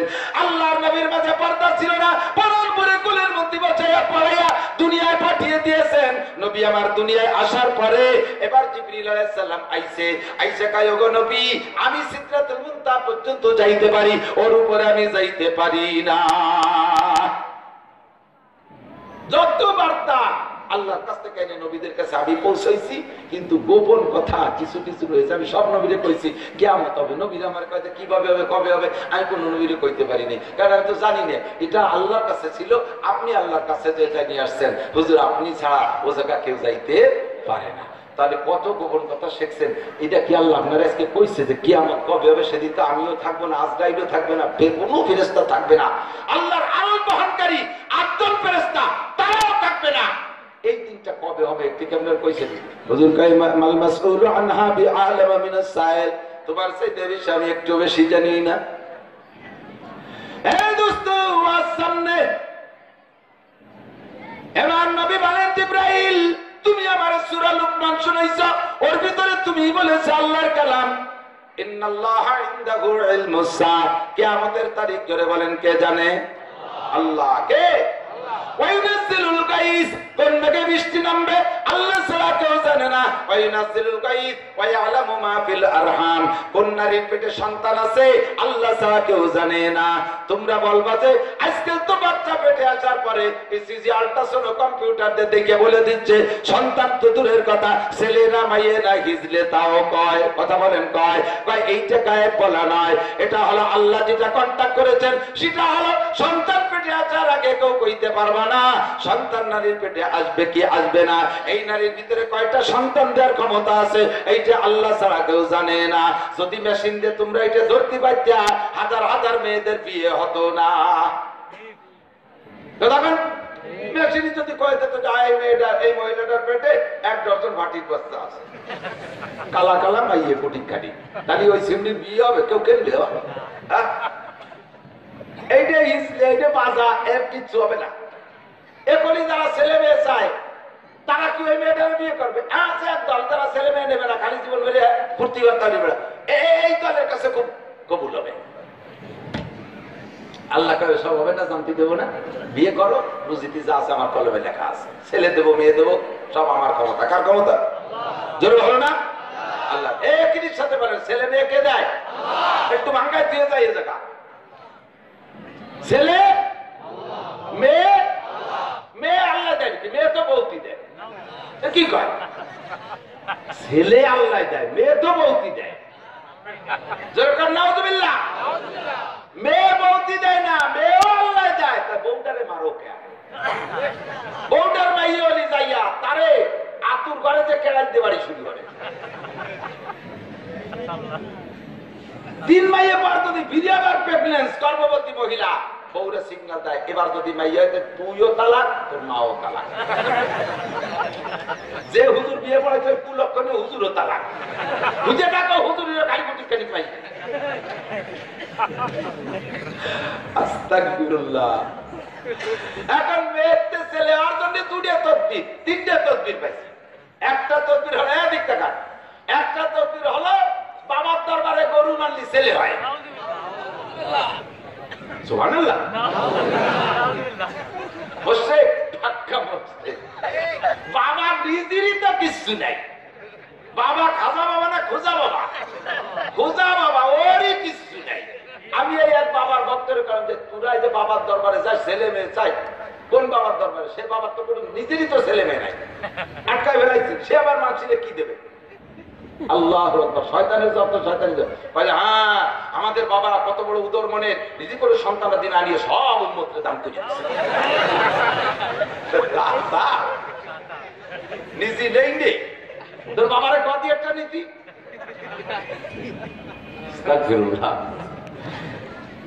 2 নম্বর পদ্ধতি হলো গাজীর গান মান্নত করলে ছেলে হয়। আছে তো হয়েছে তো গাজীর গান মানছে, তা তো ছেলেই হয়েছে। মানে না মানে না? গাজীর গান মক্কায় নাই, গাজীর গান মদিনায় নাই, গাজীর গান কোরআনে নাই, গাজীর গান হাদিসে নাই। কথা বলেন ঠিক? 3 লক্ষ নবী রাসূল গাজীর গান গায় নাই, 100 লক্ষ সাহাবা গাজীর গান গাই নাই, আবু হানিফা শাফিঈ আহমদ মালিক বুখারী মুসলিম তিরমিজি ওয়ালা গাজীর গান গাই নাই, বিশ্ব ইজতেমায় গাজীর গান নাই, চরমুনায়ের মাজারে গাজীর গান নাই। ও দোস্ত, এদেশে কোন মাদ্রাসার উলামায়ে কেরাম গাজীর গান গায় না। গাজী কালুর গান গায় যত দাতাল মৈশ্য চট্ট আর দাতাল বদমাশ বেনামাজি আসুসা পাল্টি। গাজীর গান মানমা তো ঈমান নষ্ট হয়ে যাবে, 1 নম্বর মুশরিকের কাতায় চলিয়া যাইবা। কোন মানি দেখছি গাজীর গান মানলি ছেলে ভাই, আরে শয়তান গাজীর গান কা তুই হুরাকান্দি ঠাকুর বাড়ি একটা শুয়োর মান তাও হবে নাকি? হুরাকান্দি ঠাকুর বাড়ি শুকুর মানা যেমন মুসলমানের গাজীর গান মান্নত করে তেমন। কত বলেন ঠিক? মহিলারা মান্নতে পাকা, একটু বিপদে আপদে পড়ে গেলেই মান্নাত শুরু করে দেয়। একেবারে কথা না কথা একটু বিপদে পড়ছে মান্না শুরু করে। ছেলে অসুস্থ, আল্লাহ তুমি আমার বাবারা সুস্থ করে আমি 7 দিন তাজা কবরে থাকবো, পড়ার পরে থাকবো, সেই দিনটা তো মন দিয়ে যায় আপনি 7 দিন তাজা। ছেলে সুস্থ হয়ে গেছে, কবরে যাবে ভয় দিচ্ছে, কত কইছি কোয়ার কথা আল্লাহ কয় কাজ তো থাকতেই হবে। আস্তাগফিরুল্লাহ। আল্লাহ গাজীর গান মান্নত করা যেমন গুনাহ, এই মন্দিরে শুয়োর মানা যেমন গুনাহ, মুসলমানের গাজীর গান মান্নত করা সেরকম গুনাহ, ঠিক না? আর 3 নম্বর পদ্ধতি ছেলে হওয়ার, সেটা হলো গর্ভবতী মহিলারা সকালবেলা ঘুম থেকে উঠিয়া কুরআন কিতাব, আল্লাহ রাসূল, মসজিদ মাদ্রাসা, দুনিয়ার কোন মানুষকে দেখার আগে সকালে ঘুমের থেকে উঠে দেখবে বড় ক্যালেন্ডারে পাওয়া যাবে ল্যাংটা ছেলেদের ছবি, ছেলেদের ছোট ছোট বাচ্চাদের ল্যাংটা ছবি। ওর একটা যদি ঘুমের থেকে উঠে দেখে, তাহলে পেটের মধ্যে যদি মাইও থাকে তাও ছেলে পেয়ে। আপনাকে জানা আছে, স্বীকার করতেছেন, আমি সচক্ষে প্রথম কি না আমি করছি। একবারই দুলনি দেখলাম, তারা 2 জন নামাজে তুরাই আমার চোখে কইতে চায় না, নামাতে যাইও, নামায় না, হাত কাঁপতেছে, মানে ছেলে তো হবেই বা পাশে এক বিটি কয়ে দিচ্ছে, এই জন্য হুজুর তুই ভাই জানো বিটিরা কেউ শুনতে চায় না, মহিলারা কইছে যে সকালে বাসি চোখে এই দেখলি পেটে যাই থাক না সব সালে। আমি বললাম যে ভাই নামা তওবা কর, ডালি করা বেকায়দায় পড়বি। ঠিক আছে ভাই, নামাই বললাম না, আর পরে নামাইনি। আর একদিন দেখো, আমি তাহলে ওয়ার পরে কষ্ট কি হয়েছে, ওয়ার 5-6 মাস পরে ও আমার দেখলি সেরি সেরি তাই। আমি একটু তুই কি দেখলি হলো, আমার সাথে কথাও কইস নে, তোর কোনো সুবিধা অসুখ থাকলে কবি, তারপরে সে কি হয়েছে কি তা তো বলি না। আর একদম কি কব, ভাইয়ে 2টি হয়েছে, যা দেখলি তাকো, ওই যে ছবিতে যা দেখলি তাকো। শয়তানি ছেলেকে দেয়, মেয়েকে দেয়, ইয়াবলি মাইয়াশা ইনাসা ওয়া ইয়াবলি মাইয়াশা উযকুর আও ইযাববিজুহুম যুকরানা ওয়া ইনাসা ওয়া ইয়াজআলুহু মাইয়াশা আকিমা। যাকে খুশি ছেলে দেয় আমার আল্লাহ, যারে খুশি মেয়ে দেয় আমার আল্লাহ। কেউ রে ছেলে দেয়, মেয়েদের জমজ দেয়, আবার কেউ রে আল্লাহ নিঃসন্তানি বানায় রাখে। কথা বলেন ঠিক কি না? যুবক ভালো করে মনে রাখ, ভুল বুঝিস না, সন্তান বেশি নিবি, ডাল্টু বাল্টু করে দুধে নিয়ে থামিয়ে যাবি, অকালে কান্দে মরবি, ছোঁয়া মতো আফসোস করবি, সেদিন যে কিচ্ছু হবে না। যত হারবাল খায় সুদায় দাঁড়া মরবি। পাশের বাড়ি আলা 7 ছেলে, তাগড়া তাগড়া 7 ফুট 7টা, বাপেরটা ছেলে পেলে যদি ভালো হয়, বাপও বুড়ো হতে দেরি হয়। ছেলে পেলে আছে একটা মনে বল তাই আলাদা, বাপ ওইরকম তাগড়া, আর ছেলে 7টা, আর তোর হলো একটা। এক জায়গা নিয়ে ওই 7 ভাই এলাকার সাথে 7 ছেলে এলা বাপের সাথে তোর লাগছে ঝগড়া, অতি অতি এক পর্যায়ে যাইয়া লাগিয়ে গেছে মারামারি। কারামারি বেশি খাবে, 2 বাপের টানে পার হইয়ে জোড়া চাপের মতো টান টানে রাস্তায় শোয়া তুই বুড়ো উপর দিচ্ছে, এই বুড়া গুলা যদি দুনিয়া থাকতো এরকম জোড়া মারি খাতাম না। কষ্ট তুমি করবো আছে যে সময় তুমি সাহেবকে ভানি, এখন বুঝছিস তো কোনো কাম হবে না, হারবাল খালি কাম হবে, সময় মতো মতো নাই। নবী বলেন তাজাওয়াজুল ওয়াদুদুল ওয়ালুদ ওয়া ইন্নী মুকাথিরুম বিকুমুল উমাম।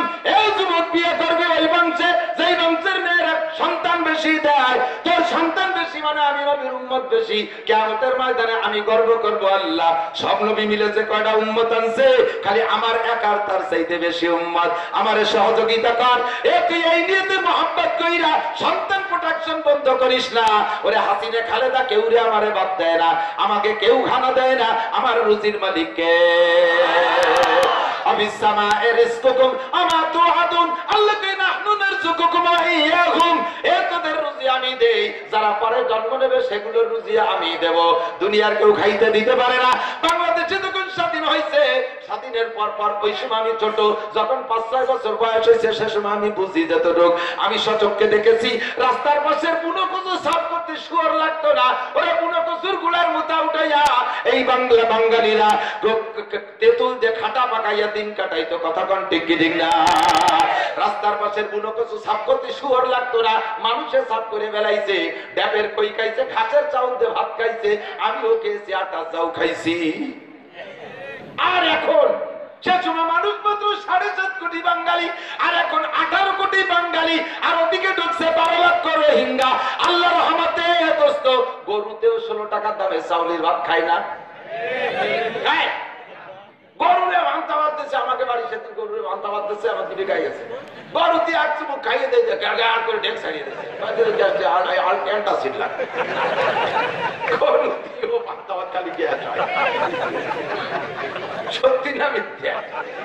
জন্মের বুড়ো কাঁপতে কাঁপতে এসে আমার দুয়ারে আইসে দুপুর বেলা করছে, বাবা 3 ওয়াক্ত খাই না।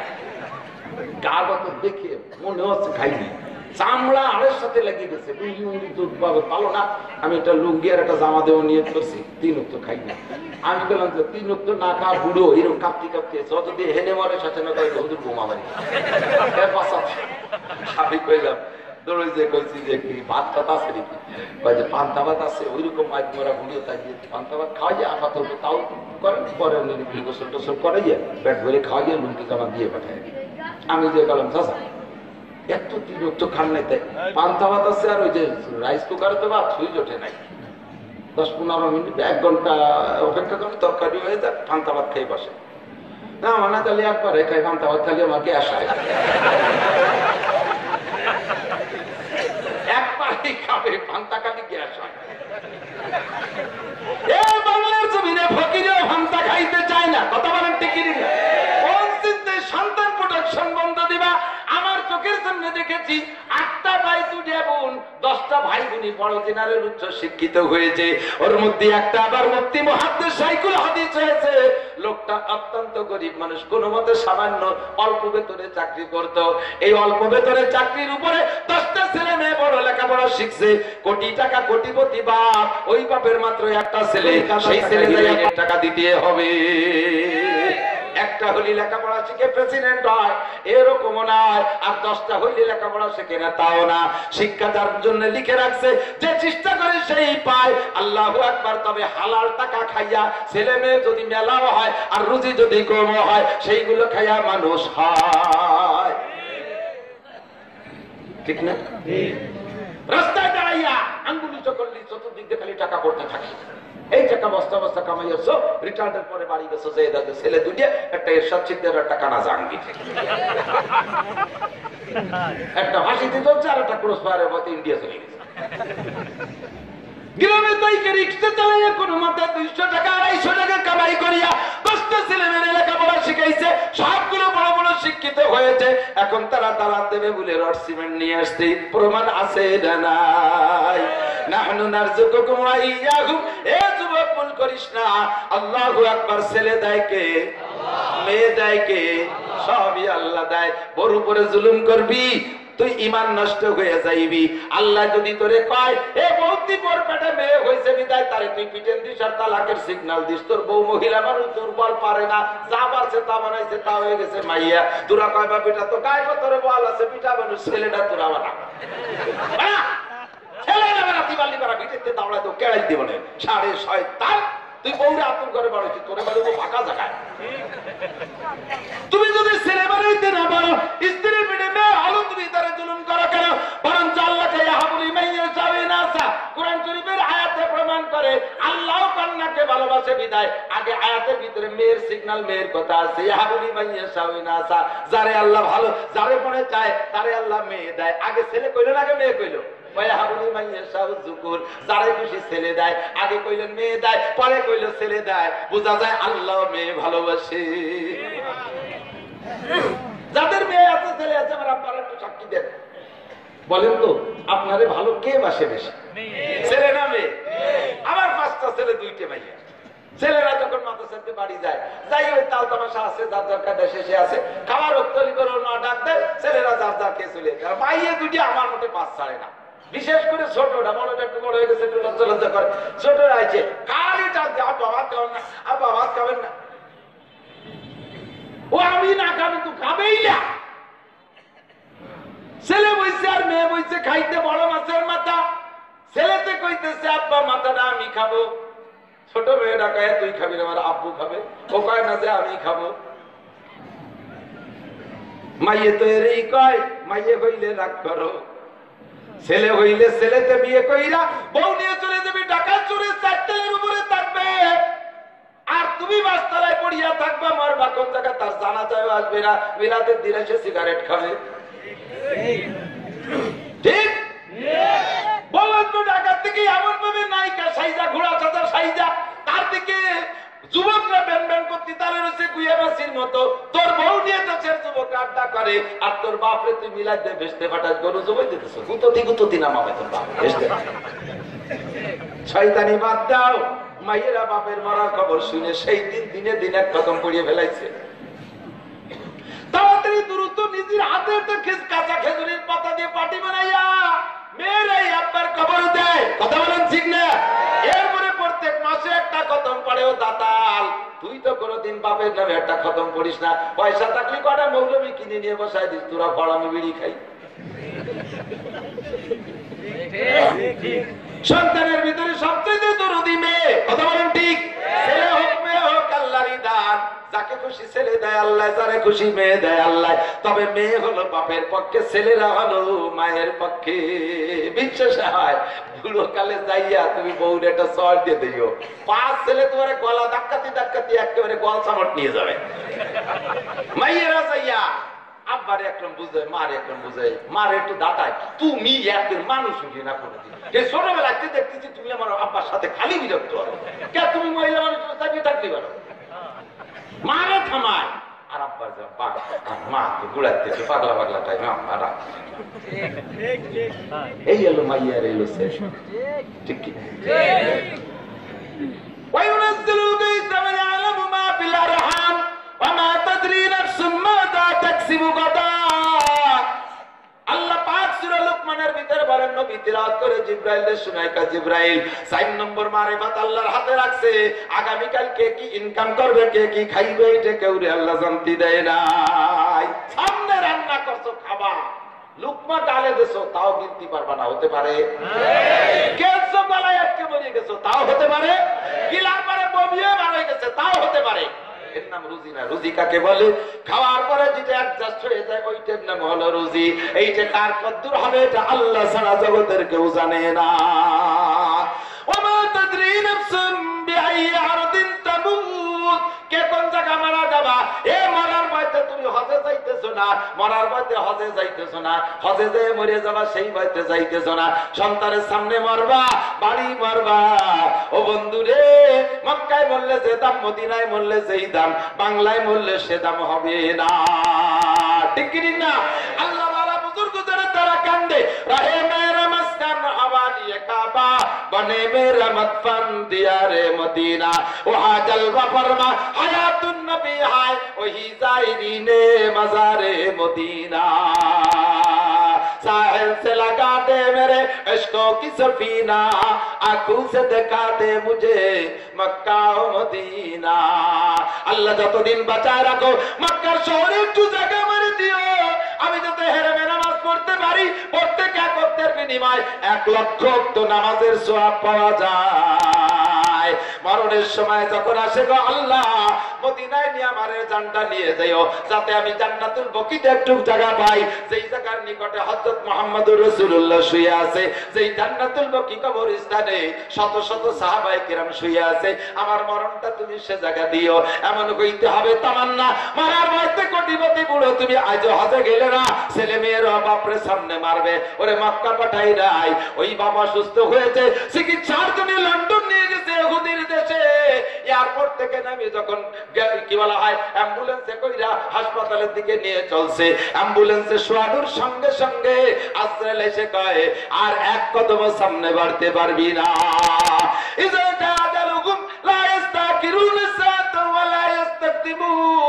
সময় তোমার শেষ, এই জায়গা থেকে জানটা কেড়ে নিয়ে গেল।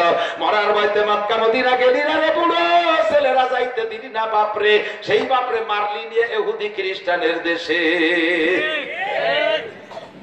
মরণটা ভালো জায়গায় হোক, তুমি জানো না কোথায় মরবা, ঠিক কি ঠিক না?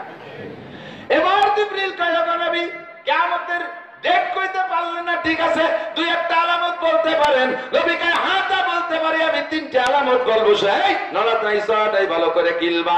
এসব কথা সংগ্রহ করতে কয়েকশো কিতাব আমাদের পড়িয়া সেখান থেকে নির্যাস বের করে পেরেটে করে নিয়ে আসি। ওই সব কিতাবের নামও শুনবা না, জীবনে সময় পাবা না পড়তে, গুছাই গাছাই কয়ে দিয়ে গেলাম। মাদ্রাসার ছাত্ররা মনে রাখবি, জীবন ভরে বলবি, স্কুল কলেজের ছেলেরা ইয়াদ রাখিস, আল্লাহ যদি তোরে মঞ্জুর করে তাবলীগের জন্য, একদিন তোরে কান ধরে গলা ধরে হাত ধরে চেয়ারে বসায় বয়ান করাইতে পারে, সেদিন কিতাব পড়তে সময় পাবি না। এই সত্য কথাগুলো বলে গেলাম, মুখস্থ রাখি বয়ান করে খাইতে পারবি ইনশাআল্লাহ। আল্লাহু আকবার। নবী পাক বলেন ইজা আবগাদাল মুসলিমুনা উলামাআহুম, কিয়ামতের আলামত জিবরাইল শুনে নাও, আমি আল্লাহর বাণী যে শিখিয়েছি, আল্লাহ আমারে জানাইতেছে উম্মতের ভিতরে যখন মুসলমানদের ভিতরে তিনটি অন্যায় দেখবা, তখন বুঝবা দুনিয়ার 12টা বাইজা গেছে। তখন ওই মুসলমান দুনিয়ার জীবনে চারটি বিপদের সম্মুখীন হবে।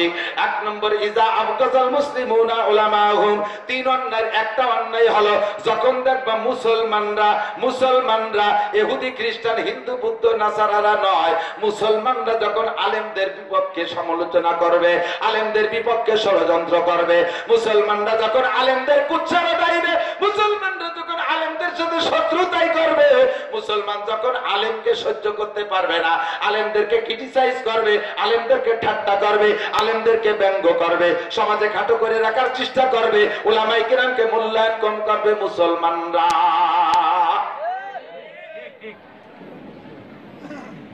বুঝতে পারেন নাই? হিন্দুরা না, এই হিন্দুরা অনেক শ্রদ্ধা করে। আমি ছাত্র বয়সে লজিং থাকতাম নদী পার হইয়া উপার, রমজান মাসে আমি যাইতেছি খিয়ায় উঠা, খিয়াওয়ালা মাঝি যোগেশ মুসাই নাম একেবারে বসির মতো কোড়া হয়ে গেছে, চোখে দেখে না, চোখেও দেখে না, এই পুরো খিয়া ভাই চোখে দেখে না, খিয়া ভাই কি বলে উনি বসে থাকে, ওই চার যাত্রীরা বাইয়ে দেয়, আমার আওয়াজ পাইলে টের পায়। আমি আইছি আচার সাথে সাথে খেয়ার ভিতরে মুসলমানরা বিড়ি খায়, হিন্দুরাও খায় রোজার মাসে। উনি কয় এই তাড়াতাড়ি বিড়ি ফেলা, হিন্দু কয়জন দম করে ফেলায় দিল, সেট করে পানির মধ্যে ফেলাইছে একটা শব্দ, মুসলমান কয় দাতাল সুস্তি তালে রয়েছে।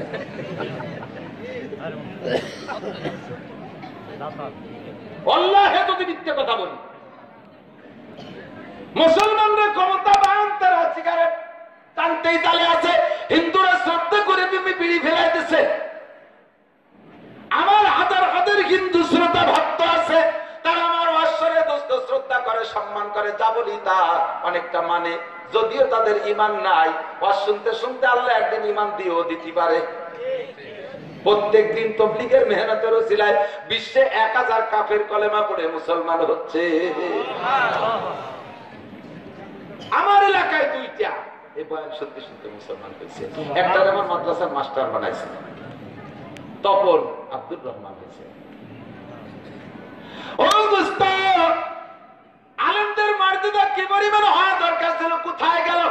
এই মর্যাদা বর্তমান সরকার আংশিক দিয়েছে, তাই দেখিয়া এক শ্রেণীর কুলাঙ্গার ক্রিমিনাল বদমাশ প্রকৃতির তারা চোখ কাটাইতেছে আর দাঁত ছিটকেছে, নাক ছিটকেছে।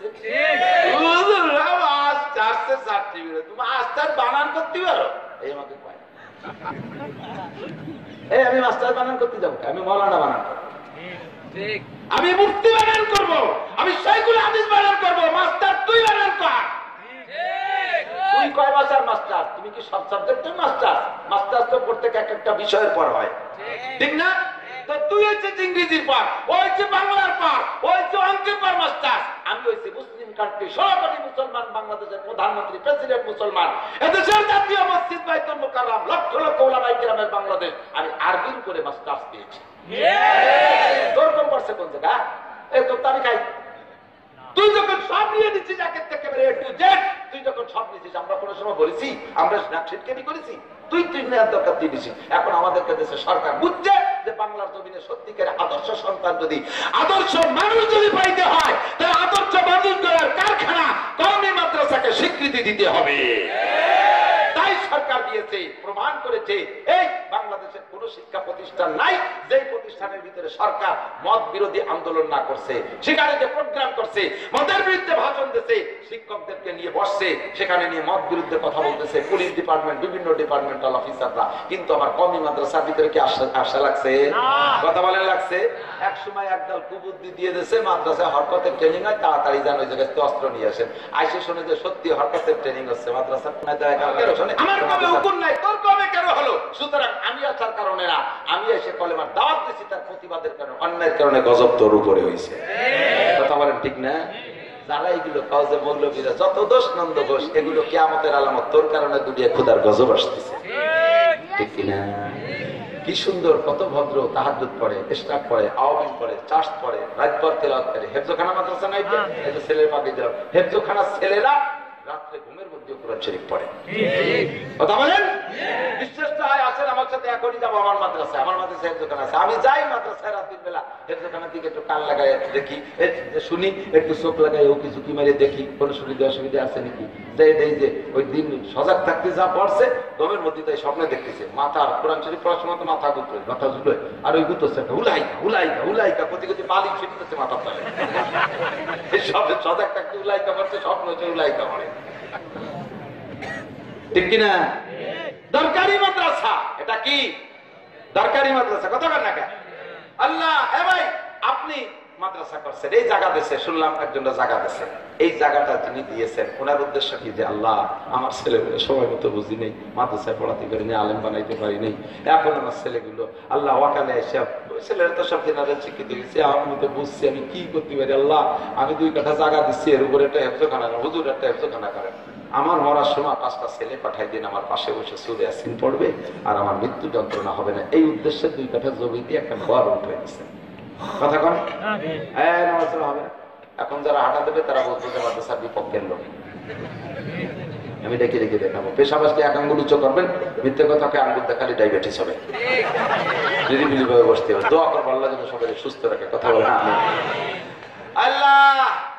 এখন এই দিক দেখান, মাদ্রাসার ছেলেরা আছে, পর্তিতালে আছে, কোন দিন আপনার মৃত্যু হবে তা তো আপনি জানেন না, সকাল বিকাল দিন রাত জানেন না। ছেলেদেরকে ওসিয়ত করে, এই তোরা তো কোরআন শরীফ পড়তে পারিস না, গরুর দল। আমি বড় হাফেজ সাহেবকে বলে রাখছি, আমার মৃত্যু সময় যখন ঘনিয়ে আসবে, অবস্থা যখন বেগতিক দেখবি, তখন তোরা হুজুরে ফোন দিবি, হুজুর 5টা ছেলে পাঠাই দেবে, হুজুর নিজেও আসবে, আমার পাশে বসে কোরআন শরীফ পড়বে, আমার মৃত্যু যন্ত্রণা হবে না। বাস, রাত 2টার সময় বুড়ো অবস্থা একেবারে খারাপ হয়ে গেছে, বেগতিক। ছেলে ফোন দিচ্ছে, রিং বাজে উঠছে, হুজুর সন্ধ্যের সময় দেখে আসছে বুড়োরে। হুজুরকে কইছে, হুজুর ফোনটা খোলা রেখেন, কখন কি হয় বলা যায় না, একটু 5টা ছেলে পাঠাই। ফোন পেয়ে হুজুর উঠছে, উঠেই দেয় যে ওই বাড়ির ফোন। কে এসে ভাই যান? আপনার অবস্থা ভালো না, তাড়াতাড়ি ছেলে 5টা ছেলে পাঠাই দেন। হুজুর ট্যাক্সি খালেক মোল্লা কাকা এই মাদ্রাসা জায়গাতেছে, তার ঘরে বসে কোরআন পড়তেছিস, কাকা মূর্তি যাচ্ছে, একা মূর্তি দিয়ে দেবে না, ওনারা সূরা ইয়াসিন দিয়ে মারতে হবে, চল। এই 6 কান কোরআন শরীফ গলায় নিয়ে যাইয়ে বুড়োর চারপাশ থেকে ফিরে বসছে, পড়া শুরু করছে, ইয়াসিন ওয়াল কুরআনিল হাকীম ইন্নাকা লামিনাল মুরসালিন আলা সিরাতিম মুস্তাকিম। এমন করে পড়তে পড়তে এক মুমিন পার হইতে না হইতে বুড়ো কোন ফাঁকে মারা গেছে, বুড়ো নিজেও তা টের পায় নাই। দিনে রাতে এনি টাইম যে কোনো সময় আপনি খবর নিলে তাকে পাবেন। 24 ঘন্টা তারা মাদ্রাসায় থাকে। জোরে বলেন থাকে, কথা বলেন থাকে। আর একটা প্রতিষ্ঠান করেছেন, সকাল 10টা থেকে বিকেল 4টে পর্যন্ত থাকে, রাতের বেলা থাকে না। এবার আপনি সেই প্রতিষ্ঠান প্রধান রে আপনি ফোন দিয়েছেন, হুজুর বা স্যার, স্যার আমার আব্বা মারা যাচ্ছে, আমার আব্বার জায়গায় আপনার প্রতিষ্ঠান, আমার আব্বা এটা করে গেছে পরকালের পুঁজি হিসেবে, তাড়াতাড়ি 5টা ছেলে মেয়ে পাঠান, আমার আব্বার পাশে বসে কোরআন শরীফ পড়বে। রাত 2টার সময় ফোন দিয়েছে, ও জায়গা কি রাত 2টার সময় কেউ আছে? কথা বল না কেন আছে? আর ওই প্রতিষ্ঠান প্রধান তোমার আব্বার এখন মূর্তি মানা করো, আমার ছেলে মেয়ে এখন আসলে কাল 10টার পরে আসবে, ওনার কথায় থাকবে। ও দোস্তরে, দরকারের সময় যেটা পাই ওইটা দরকারি, দরকারের সময় যেটা না পাই ওইটা সরকারি। কথা বলেন ঠিক না? দরকারি প্রতিষ্ঠান প্রতিষ্ঠিত করো, উলামায়ে কেরামকে স্নেহ করো। এই ছোট্ট মাদ্রাসা নষ্ট হবে দুই শ্রেণীর মানুষের কারণে, গড়বেও 2 শ্রেণীর মানুষের কারণে। 2 শ্রেণী কারা? স্থানীয় যুবক আর বুড়ো। এই যুবকরা তোমরা ওই মাদ্রাসায় যাইবা, মাদ্রাসার পোলাপান্ডা আশেপাশে ঘোরাফেরা করে, সব তো আর বাড়িতে মৌলানা হয়ে আসে নাই, সব তো বাড়িতে পিসাব হয়ে আসে নাই, আইসা তো পাবলিক এখানে হুজুর হইতে আসছে। প্রাথমিক একটু উল্টো পাল্টা ভুলচুক হইতেই পারে। তোমরা তার সাথে যদি সৎ ব্যবহার না করো, যাইয়ে রাগদাগ করো, গালাগালি কাছাকাছি করো, কথায় কথায় যদি তালবে আলিমকে তোমার স্থানীয় বলে চর থাপ্পড় মারো, ওই তালবে আলিম গুলো থাকবে না। ভালো করে মনে রাখবা, কবুতরের পালে থেকে যদি একটা কবুতর বিড়ালে নিয়ে যায়, বাকি কবুতর কিন্তু আর রাখা যায় না।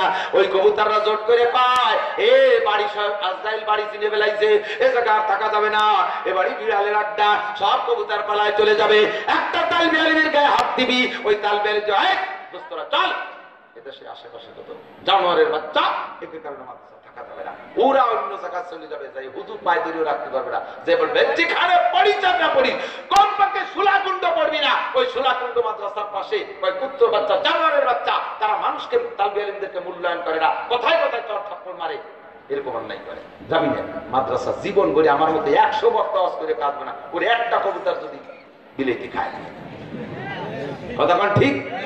আর যুবক যুবক স্থানীয় যুবক তালবে আলিম রাস্তায় গেছে, মুখ কান বেজার, জামা কাপড় ভালো না, মাথায় হাত দিয়ে বলছো, দাদু তোমার বাড়ি কোন জায়গা?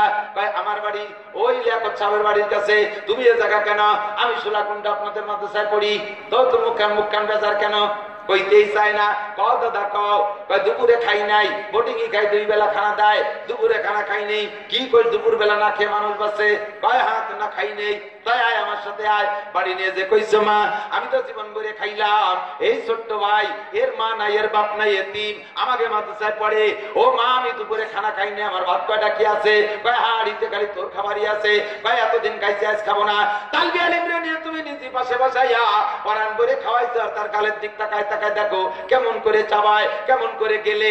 আর প্রত্যেকটা লক্ষ্য করো, চোখ থেকে পানি ছেড়ে ছেড়ে দিয়ে কাঁদো, আর মাথায় হাত বুলায় মালিশ করে দিয়ে কয়, দাদা তোর যখনই ক্ষুধা লাগবে চলে আসবি, তোর সাবান ছোটার অভাব হইলে আমার কাছে বলবি, তুই এখন তোর লুঙ্গি ময়লা, এমন একটা লুঙ্গি নিয়ে যা।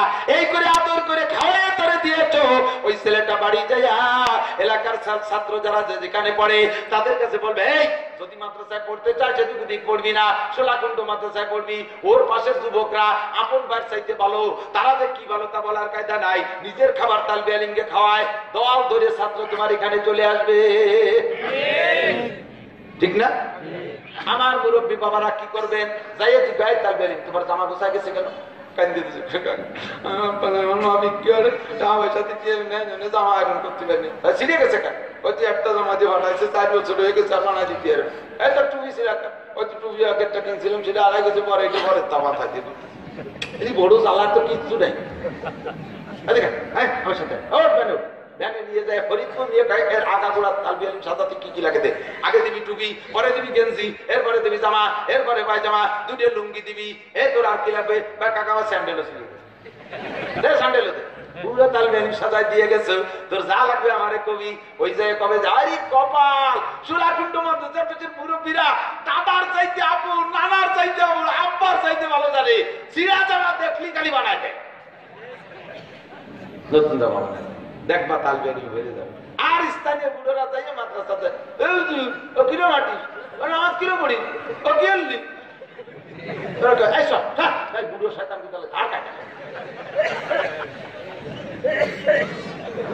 আমি মাদ্রাসা করি, এদিক তাকান, আমি মাদ্রাসা করি, তিনটে মাদ্রাসার মুরব্বী আমি, স্থানীয় অবস্থা আমি জানি। তালিবে ইলম গুলো স্থানীয় মানুষের কারণে আসে আর যায়। মাদ্রাসা করতে হবে, রাজি আছেন না ইনশাআল্লাহ?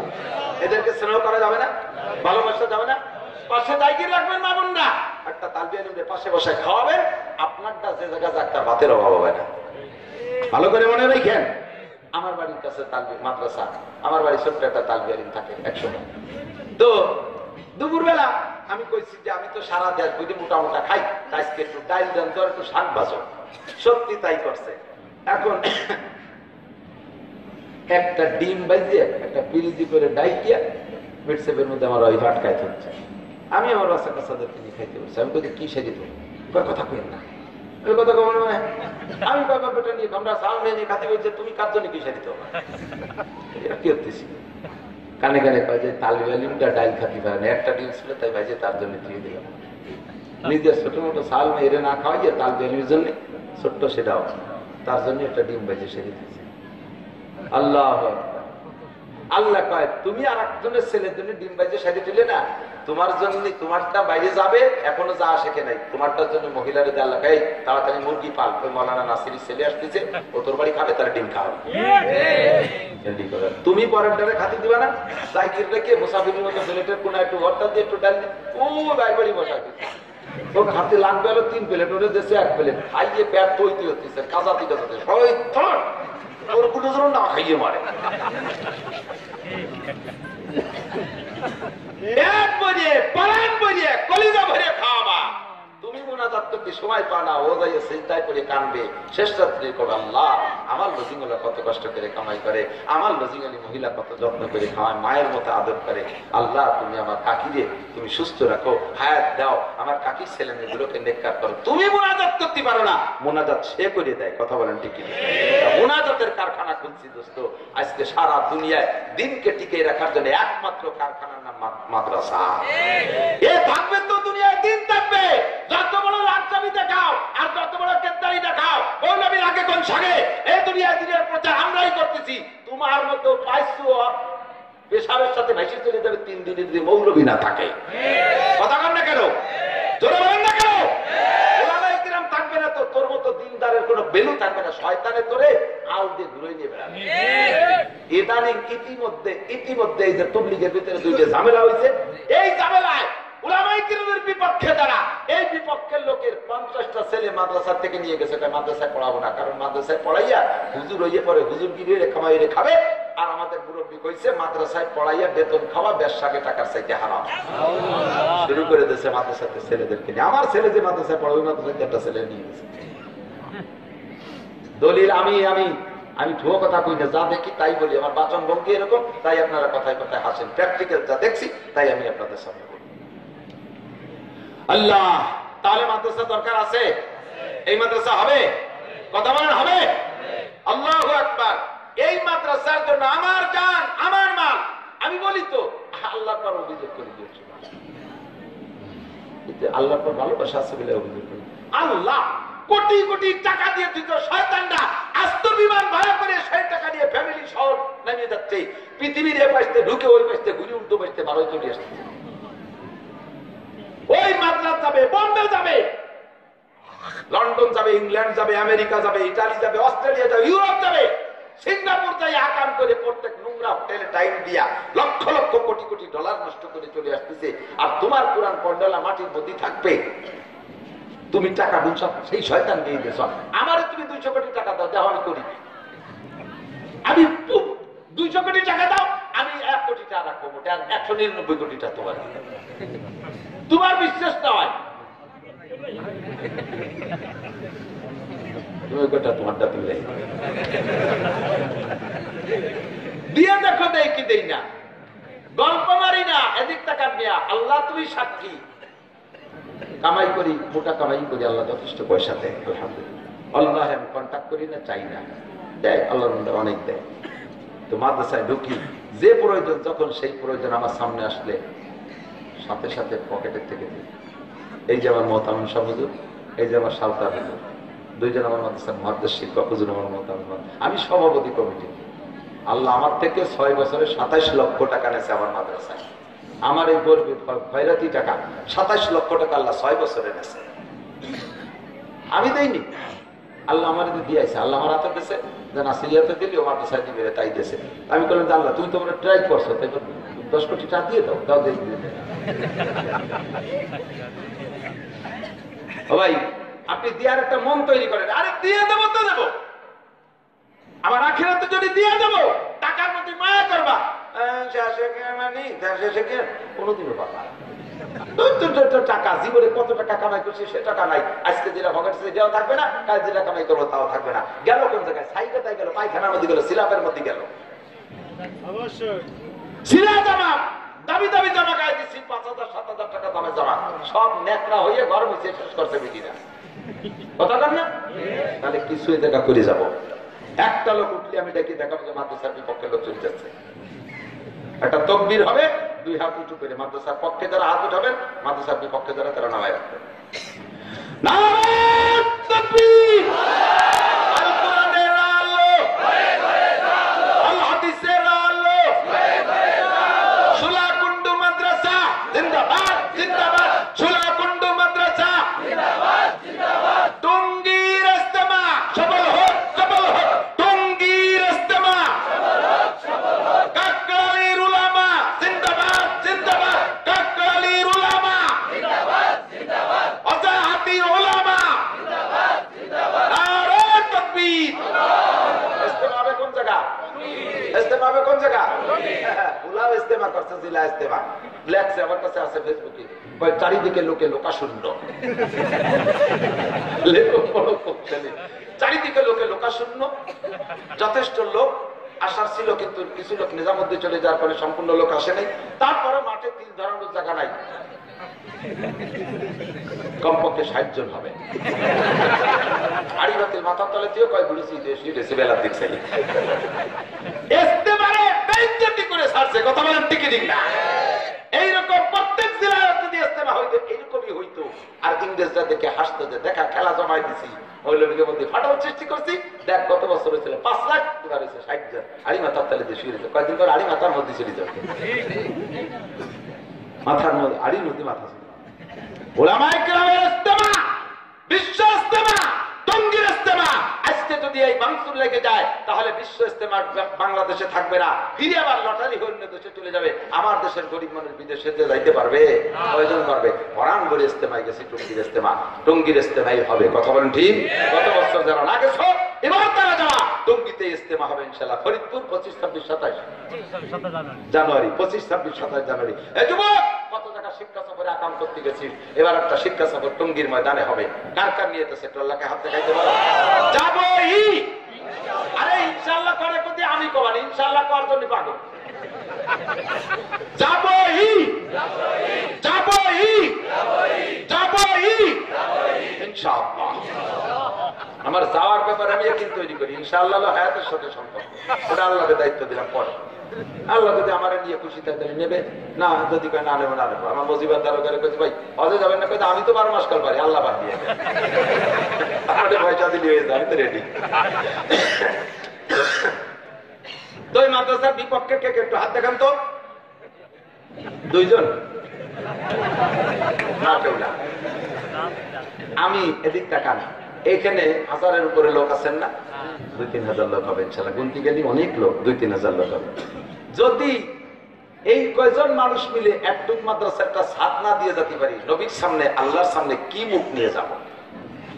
পয়সা আল্লাহ দিয়েছে, নিজের বাড়ি দাঁড়ানো আছে, টাইলসের ভিতরে পায়খানা করো, আর আল্লাহর কোরআন মাটির মধ্যে থাকবে, তোমার ওই টাইলসের মধ্যে পায়খানা করে পায়খানার রোগ হবে, পাছায় রোগ হবে, পেটে রোগ হবে।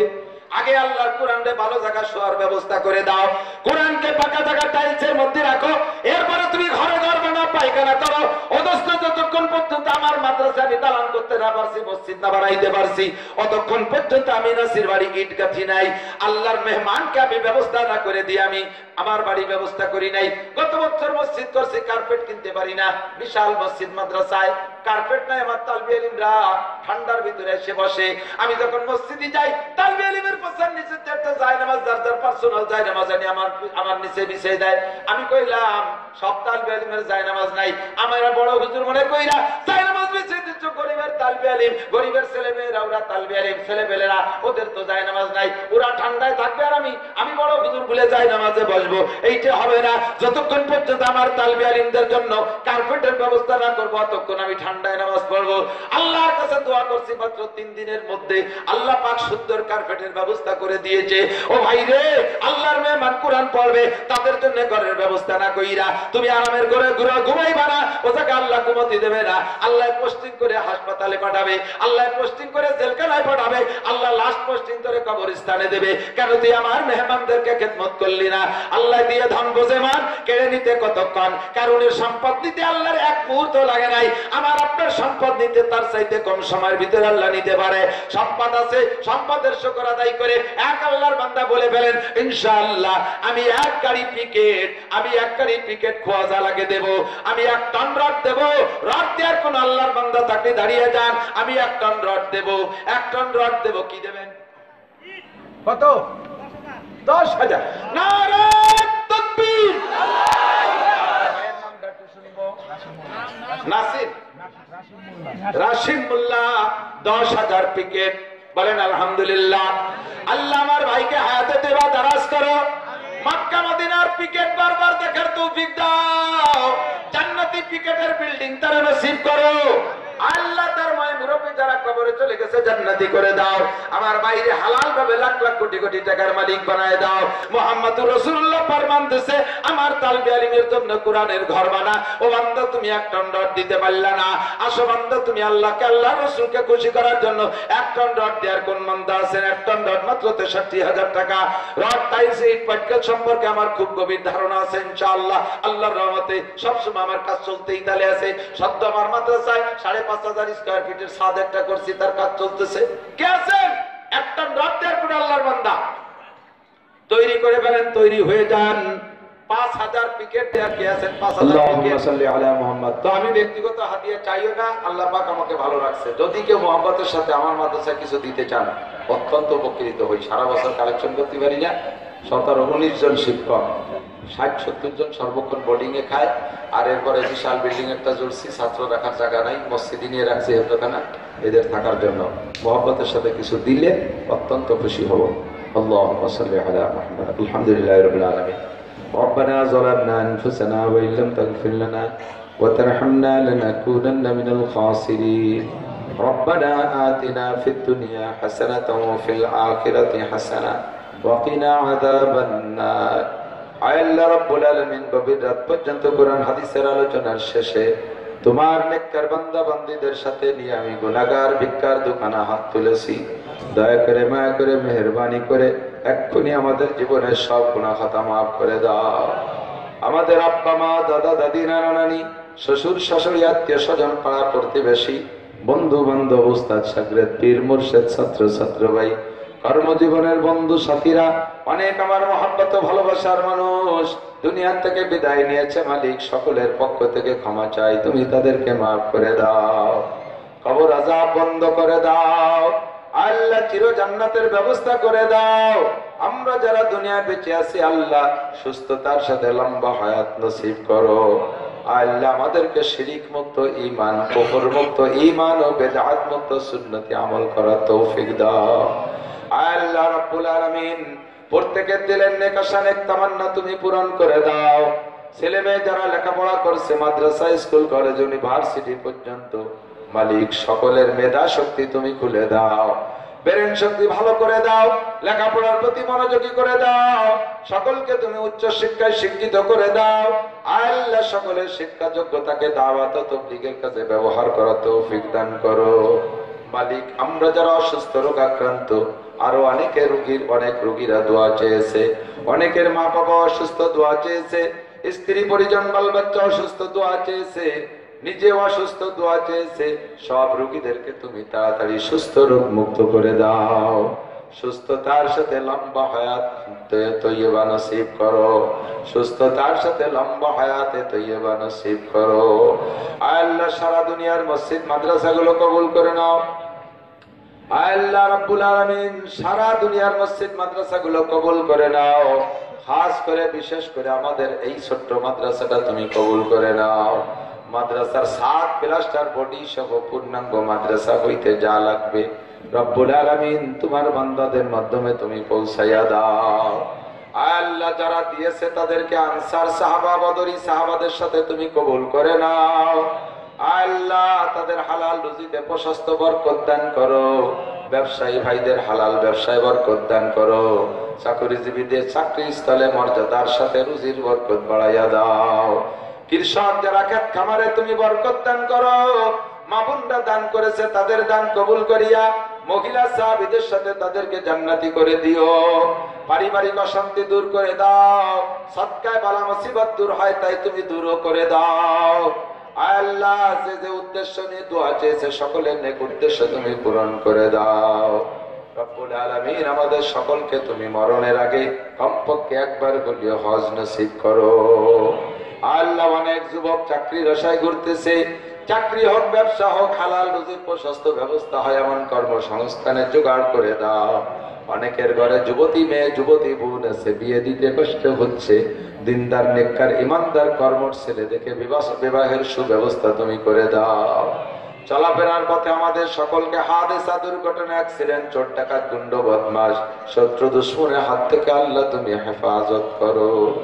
আয় আল্লাহ আমার সুলতান শাহী ঘোড়াদের সুলতানুল উলুম মাদ্রাসা আমার প্রাণের চেয়ে প্রিয় মাদ্রাসা, আমার বাড়ির মাদ্রাসা, মালিক তুমি আমার মাদ্রাসা খানা কবুল করে নাও। আল্লাহ আমার মাদ্রাসার অভাব তুমি দূর করে দাও। তোমার মেহমানদেরকে এখানে ওখানে রাখতে হচ্ছে, তাদের জন্য ঘরের ফিকির করতেছে, আল্লাহ তুমি বিল্ডিং এর কাজ সমাপ্তর সুব্যবস্থা করে দাও। যারা আমার মাদ্রাসায় দান করে মালিক আমার মাদ্রাসার উলামায়ে কিরাম তুলাবায়ে ইলম যদি বেহেশতে যায় এই দানকারী মুহিব্বিনদেরকে তাদের সাথে তুমি জান্নাতি করে দিও। দুনিয়ার অভাব দূর করে তুমি মক্কা মদিনা জিয়ারত নসিব করে দাও।